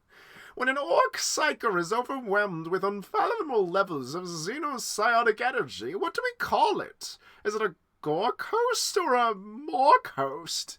Theo pondered this, then informed Sarge that it was deploy as in strategic class ordnance. He should probably duck, or something, and not look directly at any warp portals. Sarge swore as Theo started counting down. Twitch, who was apparently still on the comms, screamed at everyone to hit the dirt and prepare for the great squiggening. Ignoring all of this, Sarge focused his attention on the swiftly descending form of Spot the Wonder Drone and realized he might have been mistaken about the whole tactical moment thing because Sarge was not the only one following Spot's descent. While two of the demon's limbs were opening a new warp portal and another was throwing spells at the odd pursuing greenskins, one of its heads had its gaze focused on the approaching drone. Realizing that he had well and truly fucked up, Sarge did the only thing he could think of and screamed at the rest of us to do something. Inside the Baneblade's smoldering interior, Tink abandoned his unimportant job of keeping himself and Amy alive in favor of a far more important matter. Yanking out his drone controller, the techie mashed the first few buttons he could find in a desperate attempt to save his waifu. Fate was on our side, as it turned out, because one of the buttons Tink hit was Spot's newly installed chaff malfunction. In a flash of necrotic display and necrotic light, the drone reversed its tesseract, and the area between it and the demon host was abruptly filled with dozens of confused and belligerent orcs. Several bolts of homing demonic fire smashed into the falling greenskins as the drone veered away into a holding pattern, and Sarge breathed a sigh of relief, which was when the weird boy detonated. The warp portal above us exploded. Theo had not been kidding with the strategic class ordnance part, and there was a blast of raw psychic energy that dwarfed even the greater bloody demon in front of us. Both of the creature's bird-like heads screeched in outrage at its own newly formed portals and raveled in a blast of green lightning. And that was nothing compared to what the shockwave did to the greenskins. The orcs bellowed as power boiled through them, swelling their muscles to grotesque proportions and infusing their weapons with sparkling green energy, except for the ones that just exploded or turned into abnormally large squigs, howling their traditional wah cry. The empowered greenskins hurled themselves towards the demon, and from the source and sound of things, they were actually causing some real damage. Sarge confidently announced that this was actually the tactical moment. Probably. Tink and Amy barely even noticed all of this since Jim had finally run out of fire suppressant, which meant it was time to abandon land ship. Amy ordered Harry to open the turret hatch, and both she and Tink dropped unceremoniously onto the nice, cool ground.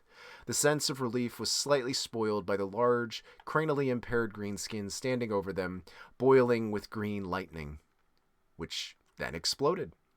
Amy cursed as she was once again doused with orc bits, while Tink screamed that now his leg had been blown off, or at the very least fractured. So it was easy to see why neither of them were in the mood for Sarge's tactical BS moment.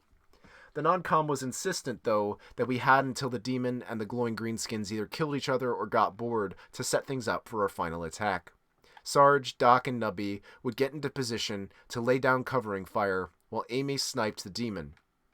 Tink used his plasma gun to carve a path for Spot and Twitch. Twitch would ruin everything by throwing a det pack right in the middle of our distraction.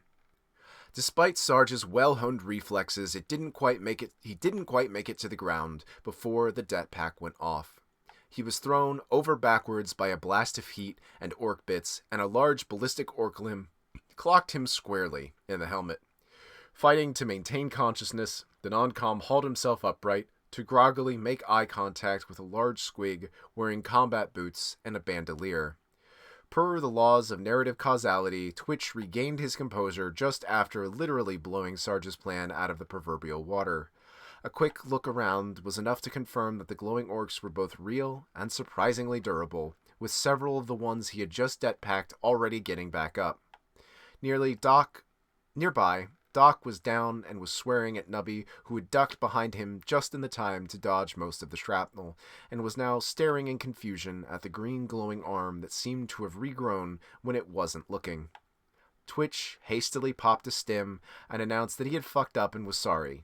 Nubby shrugged, both green arms cooperating now, hit both himself and Doc with stims, and reassured Twitch that we'd all fucked up. Amy and Tink both cut in to object to Nubby's comment, only to immediately accuse each other of crashing and setting fire to Harry and the Baneblade respectively. Ignoring the argument, Jim, who had actually done nothing wrong, descended from the smoking wreckage of the Baneblade and asked Sarge whether it was still a tactical moment or not. Sarge swore, assured everyone it was, and just as soon as he'd finished sorting things out mano a squigo, he was going to prove it. Tink was understandably dubious about Sarge's assertion, but a quick check of Spot's vid feed proved the non-com was almost right. The demon's box had somehow emerged from the explosion unscathed, and the writhing pink limbs were preoccupied defending off the most obstinate of the Wog-infused greenskins. Spot really could get close enough to the Tesseract, the demon, provided he had a bit of covering fire from the squad's heavy weapons. That would be tricky, though, since Harry wasn't going anywhere, and neither were he or Amy, unless their own limbs conveniently regenerated. Jim coughed and asked whether Tink or Amy wanted him to carry them up the lip of the crater. Tink rejected the offer, declaring that he'd have his hands full with Spot, and thrusted his plasma gun at the tech priest with instructions to do his best. Jim declined, backing away, only to run into something much worse, as Amy grabbed his legs and asked him whether Harry's capacitors had one shot left in them. Jim looked at the heavy cable still connecting the markswoman to the half-slagged Baneblade, double-checked to see that the volcano cannon really was both intact and pointing roughly in the right direction, and with a sigh, the tech priest announced that yes, Harry's capacitors did indeed have one last shot in them, at least if she didn't mind them being followed by Harry's reactor, followed by everything in the immediate vicinity being reduced to subatomic particles. The markswoman merely nodded and stated that it was for the best. This was for her mother, and it would never this way her mother would never know the shameful truth. Amy and Tink began shouting orders, which were generally ignored since Doc was busy patching up all the holes the air-bursting greenskins had left in him. Sarge was still duking it out with the squig, and Nubby wasn't paying attention. This just left Twitch to use his fucking marker light for once in his fucking life. Confirming that Tink and Amy were ready, Twitch leaned out of cover and sighted on the glowing, levitating box. Unfortunately, the demon was ready for something like this, and Twitch didn't even get his weapon fully raised before one of the demon's bird-like heads turned to pin him with its gaze. Twitch screamed as demonic laughter filled his mind, growing increasingly malicious and guttural as the last fragments of his sanity finally shattered. Nubby peeked his head over his own cover and helpfully informed everyone that Twitch had again screwed up. And on that note, he was feeling a lot less confident about going next and suggested that maybe it should be someone not habitually, possibly genetically inclined to colossal fuck-ups. Nubby wasn't really asking, as Doc suddenly learned when the little trooper grabbed him by the chest plate, pushed the medic's pulse gun into his hands, and then hauled the poor, bleeding Doc up to the edge of cover with instructions to do the thing while I does the other thing. Doc stared at Nubby, attempting to bring the little trooper into focus, and began to ask what any of this was about, only for the little trooper to spring up straight towards the box with his Gretchen-y little arms outstretched, declaring that Owen still owed him a wish, or an anti-wish. Owen was unamused, shrieking with demonic rage, both heads as well as two clawed limbs all whipped towards the annoying little trooper. Nubby screamed and immediately reversed direction, and then reversed several more times while scrambling to dodge a barrage of demonic pink and blue fire interspersed with the occasional lightning bolt. Doc belatedly realized that he was expected to do something other than, bleed out, and activated his marker light. Amy and Tink were far less ready than Twitch, or Nubby for that matter, had assumed. As the marker light's signal registered, the pair were still arguing over whether they needed a second separate marker light for the covering fire. Sarge, arm deep in a squig and none too happy about it, cut in to direct the markswoman to just fucking eyeball it. With a frustrated growl, Amy raised the overturned Baneblade's volcano cannon to match the line of her pulse rifle and ordered Harry to fire. As it turned out, Amy's careful aiming was a bit unnecessary, since the blast that came out of the volcano cannon was something more akin to a badly tuned meltagun than a pinpoint las cannon strike. Amy shrieked in surprise and pain as the crater was flooded with a backblast of searing heat and semi-molten rock. That was getting off easy, though. Everything downhill of the Baneblade, on the other hand. Unknown and unseeing lived up to his name. Not looking away from Nubby until the ravening blast of energy roiled over it, annihilating its 4 exposed appendages and blasting apart the box that Amy had been trying so hard to miss. Not to mention several hundred cubic meters of rock and greenskin. Fortunately, it didn't matter because Owen only got 37 milliseconds to enjoy his sudden freedom. This was the time it took for Doc's marker light to reestablish a lock on the emerging demonic figure. Spot, the Wonder Drone, zipped towards it forward, barely making it above the poorly focused energy blast. Then, as his sensors reacquired the target, it dove in and activated the Tesseract. A silence fell over the battlefield, broken only by sizzles and cracks as the large molten gash in the hillside cooled and hardened, and then by a clattering crash as Spot 3.0 failed to pull out of its dive. The psychic shockwave of the demon's sudden absence could be felt all the way in orbit, which was incredibly convenient for Sergeant Gravis, who had actually been growing tired of the bashing the demonthrope's skull in to establish dominance. The apothecary had tried to tranquilize it despite Gravis's advice not to bother, but nothing short of repeatedly flattening its metal-plated head seemed to do the trick. But now, at long last, 2 massive, ichor-stained power fists clenched tight tore the writhing mass of chitinous flesh and living shadow in 2, then 3, then 4, and so on, until the throne-damned screeching finally stopped. The cursed thing fled back into the warp.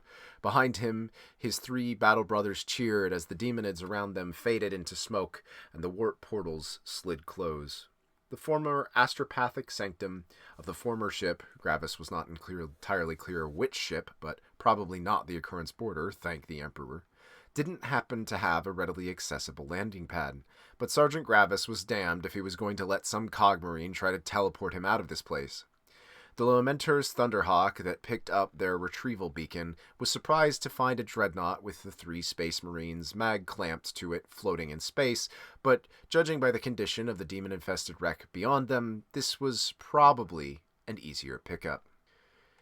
There was no Thunderhawk extraction coming for us Guardsmen, though, and no Valkyries either, since even if the giant orc-spewing warp portal had finally fizzled out, there was still the matter of all the shrieking demonic fish things, anti-air fire, and sudden resumption of orbital strikes.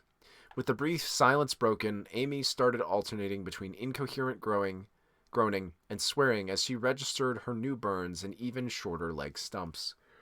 Mustering what was left of her will, the markswoman declared that at least it hadn't been the face for once, and passed out. A surviving commando clambered up with a pained "Ugh," and Twitch started screaming hysterically while hosing the offending greenskin with pulse fire. Ignoring the brief firefight, Tink reported the blatantly obvious fact that Spot had been successful, and then asked if Jin could come carry him once he finished determining if the Baneblade was exploding or not. Jim swore at him without looking up, and instructed the techie to crawl over and help Amy before she bled out, or no piggyback rides. Doc was in similarly bad shape, the burns inflicted by the poorly focused volcano cannon tapping out his last reserves and leaving him unconscious. Nubby didn't think he was going to bleed out right now, though there was still the matter of that remaining wish and anti-wish he'd been promised. Sarge returned from his showdown with the squig, missing both his combat knife and right arm up to the shoulder. In retrospect, trying to stab a squig in the face hadn't been his best tactical decision, but he still had his pulse rifle and was ready to marker light something, just in case. He was disappointed but relieved to find Nubby crouched over a pile of drone scrap where the demon box had been, while Titch brandished his pulse rifle in the small trooper's face. Sarge watched as Nubby kept digging, ignoring the gun in his face and casually assuring Twitch that it had just been his arms and they'd reached an agreement anyways. as Nubby pried loose the surprisingly intact Tesseract controller tablet and verified that the Necron QB thing was still properly in place and all the lights were on, Twitch abruptly yanked the device away, screaming that the little trooper couldn't be trusted. Sarge took this as a good sign vis-a-vis the demo trooper's mental state, appointed him Tesseract holder, and went to go find Doc and his medkit before anyone bled out. Sarge's bandaging was interrupted by a report from Jim that yes, indeed, Harry the Baneblade would be exploding, and we had 3 minutes to get out of there. Given Doc's unconsciousness, Amy's legless unconsciousness, and Tink's insistence on piggyback rides, Sarge was not optimistic about our chances, but you had to try. Before Sarge could decide on a direction, though, Twitch ran over to Tink and shoved the Tesseract controller towards the techie with one hand while brandishing his pulse rifle with the other. Something in Twitch's incoherent babble and violent gesturing got the message through, and Tink hastily took out the other supposedly not a Tesseract and exchanged it for the one full of Greater Demon. Tink did understand why removing the demon-filled Tesseract was important, but didn't grasp why. Twitch wanted the other one until the Demo Trooper yanked the controller back and scrambled up the lip of the crater with it. Jim yelped in alarm as the ominously humming wreck he'd just climbed out of vanished in a flash of necrotic light. The tech priest announced that they had been sure that it was a Tesseract since they had, actually tested it, and it was a good thing nobody had thrown it away. Twitch wasn't listening, preferring to cackle madly and limp around the crater, tesseracting up the still twitching green-skinned bodies that had been underneath. Since the whole exploding Baneblade problem had solved itself without him needing to do anything, Sarge decided that we might as well rebase the vacated Baneblade crater and ford up. With the dock draped over his remaining shoulder and the medkit's strap clenched in his teeth, Sarge trudged past where Tink was patching up Amy and unsympathetically dumped his cargo into Jim's exhausted lap while he turned to survey the tactical situation. Without Spot, the team's comm beads couldn't reach orbit, so Sarge started flipping through the usual guard channels. He immediately regretted this decision as a booming voice started screaming in his ear and futilely tried to switch the channel until he realized whatever it was being broadcast on all frequencies. It was an automated message, on repeat, informing all Imperial forces that the Ordo Malleus had subdued the demon and was initiating containment and cleanup protocols. All ground units were to take up containment positions and hold all Inquisitorial agents for debrief. Sarge didn't need the little psychic voice in his head to tell him that he didn't want to know what an Ordos Malleus debriefing consisted of. Sarge thanked the voice for its concern, and asked if that was Tact's voice he was hearing and not just a blood loss-induced hallucination. Tact instructed him to shut up and get the frack out of their area before they got captured and fricked up a century and a half of his work. As an afterthought, he told us to try not to die, unless we'd gotten the Lady General daughters killed, in which case death probably was the best option. Sarge asked if Tact could tell him something he didn't already know, and the annoyed inquisitorial bureaucrat waspishly asked if he knew about the Cathedral of Containment being orbitally dropped on our position. Sarge looked up at the steadily growing identified falling object burning down overhead and agreed that he had been wondering about that sort of thing. Tact, still not having said anything useful, signed off the psychic call with a complaint that he had to go and deal with the Lord Inquisitor now, and Oak. Sarge decided that don't get caught and try not to die were good enough orders to roll with, which meant it was time to follow the NCO disaster response checklist. The perimeter was secure, at least by judging all of the green flashes as Twitch continued his rampage. The chain of command was useless, and the backup was probably to kill us and to convert our carcasses into servitors, which just left finding some friendlies ourselves.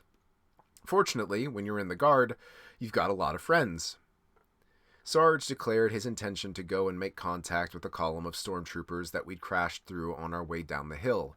Admittedly, there might be some hard feelings about the crash, and they were firing more or less in the squad's direction, but Sarge was sure that as long as we kept Nubby at the back of the group, they wouldn't mistake us for greenskins. Jim rasped a sigh through his secondary vocoder, having lost both his primary and biological versions to the fire, and asked Sarge if he was certain he'd understood the bit in the Vox broadcast about all Inquisitorial agents being held accountable for debrief. Sarge Assured the charred tech priest that he sure as shit didn't see any inquisitorial agents around, but he'd be certain to report to his fellow guardsmen if he saw any, Jim ceded the point with a shrug and gestured his sole remaining mechadendrite in the general direction of the green flashes and Twitch's maniacal laughter. He asked if Sarge intended to explain the demo trooper's new favorite toy as an oddly fat, green, wraith-bony lasgun.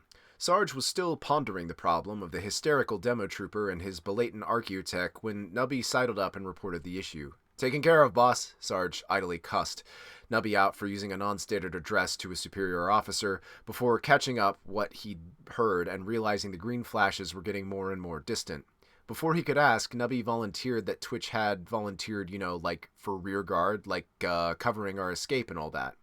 Sarge groaned, asked whether Twitch had actually volunteered for anything, and was not amused with Nubby's "probably."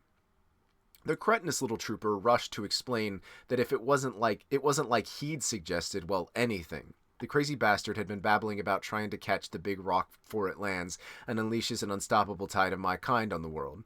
Sarge grudgingly admitted that Nubby was probably right. At Sarge's order, a carrying harness was fashioned for Amy out of her own weapon strap and half a roll of duct tape. Hefting Doc with his remaining arm and staggering under the weight of 2 unconscious guardsmen, he began leading the way uphill. Behind him, Tink and Jim supported each other in a sort of drunken tripod, while Nubby fiddled with the Necron cube thingy last seen in Tink's possession, muttering under his breath about his damn wish. Sarge ordered him to stop playing with the Eldritch Dimensional Prison thingy before he unleashed a pissed-off greater demon on our asses, and stash it somewhere that wouldn't be found until we got to Oak. As the exhausted party trudged up the hill, the massive glowing form of the descending fortress shifted slightly to track the intermittent green flashes cutting through no man's land below. The stormtroopers of this inquisitorial 703rd were surprised to see us coming up the hill, not having expected anyone to walk away from that Baneblade crash. That surprise was nothing compared to learning just who had been driving said Baneblade. Word that Lady General von Humperdinck's daughter had been recovered and needed medical treatment and extraction galvanized the stormtroopers even more than the previous demonic incursion and the surprise orc invasion. Treating the battered squad like some sort of high honor guard, everyone was rushed into the nearest Medicaid tent, where Amy was immediately jumped to the front of the queue, following after a brief triage by Doc. Jim and Tink were instructed to walk it off, and Sarge was given a spot somewhere in the middle. Clenching his line number in his remaining hand and desperately wishing it was a beer instead, Sarge went back out to the Medicaid tent to find Nubby still arguing with the sentries and their gene scanner, maintaining that if his DNA registered as Inquisitorial Stormtrooper in good standing with a citation of exemplary service in the protection of a bunch of fucking scribes, they didn't need his throne-damned fingerprints. Asking the sentries if they really wanted to see more of Nubby's skin, Sarge diffused the situation, dragged the little trooper over towards the Medicaid tent, and sat down next to Tink and Jim to watch as the massive glowing orbital cathedral of demon containment smashed into the ground. Once again wishing for a beer, Sarge saluted the flashes of green light coming from somewhere near the cathedral's base and started counting down to the inevitable. Twitch laughed maniacally as he scrambled down the hillside through the battlefield, cutting a swath through the greenskin hordes with his brand new Xenotech Orc Eliminator. A small, still sane portion of Twitch's mind knew it wasn't just greenskins being sucked into the Ordo Malleus cube thing that powered his new weapon, but it had decided to stop worrying about that. Instead, it was chewing over the other groups of orcs it had seen, the Gretchen that had been either Nubby or the world's bravest grot, and the 2 mech boys that had been fiddling with his new weapon had to be Jim and Tink, but he wasn't sure about any of the others. All he could see when he looked at them were hulking greenskins, barking at each other and him in their own guttural language, which was unfair since Twitch did in fact know Orcish. None of that really mattered, though, because in Twitch's mind, sane or otherwise, he was just going along for the ride at this point. It had taken a heroic amount of effort to fight back the panic long enough to figure out what he had to do to fix everything. His orcified comrades had just stared blankly at him as he clearly explained that they needed to take the box with the demon out of the thingy and put the empty one into it before the tank go boom. After how much effort that had taken, Twitch hadn't even tried to convey his desperate plan to throw the inevitable inquisitorial pursuit, conspiracy, or otherwise, off of their trail. So instead, once he'd tesseracted the exploding Baneblade, Twitch had turned himself downhill and let his adrenaline take the reins. Despite the horrors surrounding him, Twitch kept laughing because even if he was beset on all sides by greenskins in increasingly odd attire, and even if they were what appeared to be a rock full of them descending straight at him, he held the answer to all his problems quite literally in his hands. It was hard to be afraid when wielding a xenotech weapon that quite literally deleted his enemies. There wasn't even shrapnel to worry about. Unfortunately, that feeling of invincibility ended before he got a chance to see if the rock would fit inside the new toy. Midway through his rampage, the Xenotech tablet informed him that it was at 25% remaining charge and promptly deactivated. Cursing Tink, Theo, Smith, Jim, and all tech priests in general, Twitch tried to yank the Necron cube out and activate it by hand somehow, but he'd barely even reached for it before the tranq darts hit him. The first thought to skitter across Twitch's panicked mind as he regained consciousness was that orcs definitely didn't use tranq darts. And now that he had a few spare seconds to look around, the only action he was capable of, the orcs around him were decidedly half-assed. He was almost certain that there was no such thing as an Inquisitor, and even if there were, they wouldn't be caught dead wearing the fancy robes with chaos squiggles written on them. Twitch dearly hoped that it was all Owen's fault, because he would have liked to have believed that this was his own mind, and it would have put a little more effort into his sudden but inevitable mental breakdown. The large, dimly lit chamber was filled with guttural chanting and flashes of warpy light as the crowd of impostorks did whatever the hell they were doing. Whatever it was, this did not appear to involve Twitch in any way, since he was being held to the side of things by a pair of servitorks. These he was less sure about. He had, after all, seen them before. At least he was doing better in the long-haired Ordo Murdoch Inquisitor chained him in the middle of the ritual circle next to the glowing Necron box.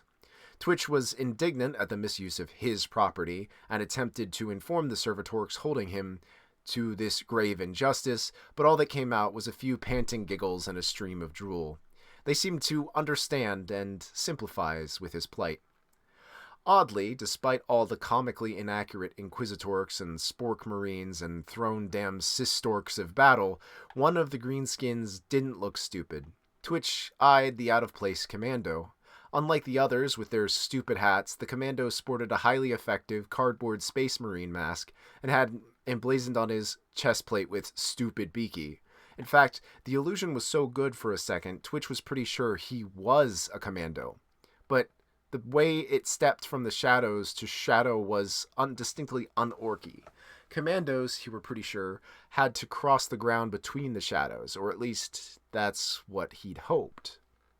Twitch couldn't move his head or anything really, after he'd been shot full of those darts, but he could still control his eyes, and he focused them on the odd greenskin as it stepped out of the pillar next to him, the two servitorks and their captor. Oi, psst, Humi, what's in the box? Twitch struggled between giggles and managed his answer, orcs. Orcs? Full of orcs, but not like you. Orcs, double orcs, and hairy. Box full of hairy orcs. Twitch grinned maniacally, unable to force any more words out, and then, to his surprise, the commando lifted up his mask and grinned back. Bloody classic, that. Exactly what I would have done. Nobody ever suspects the hairy orcs. And then the orc was gone, leaving Twitch alone with the chanting of the probably not orcs raising to a crescendo, and then they opened the box. In a flash of green necrotic light, the center of the chamber was suddenly filled with a massive heaving pile of orcs, squigs, every single grenade, landmine, and miscellaneous inflammable that Twitch could find on his rampage through no man's land, and somewhere in the middle, one very, very unhappy Baneblade. Mustering the last of his strength, Twitch cackled triumphantly as the massive pile of greenskins and ordnance detonated. As the partially slagged chamber cooled to nearly survivable levels, the pristine black from the Deathwatch Marine with a raven badge on its shoulder stepped out of the pool of shadow near the crater of the room's center and descended to claim the unscathed Necron cube sitting at its lowest point. By the time the assorted Ordo Malleus underlings got up the courage to check on their bosses, he was already gone.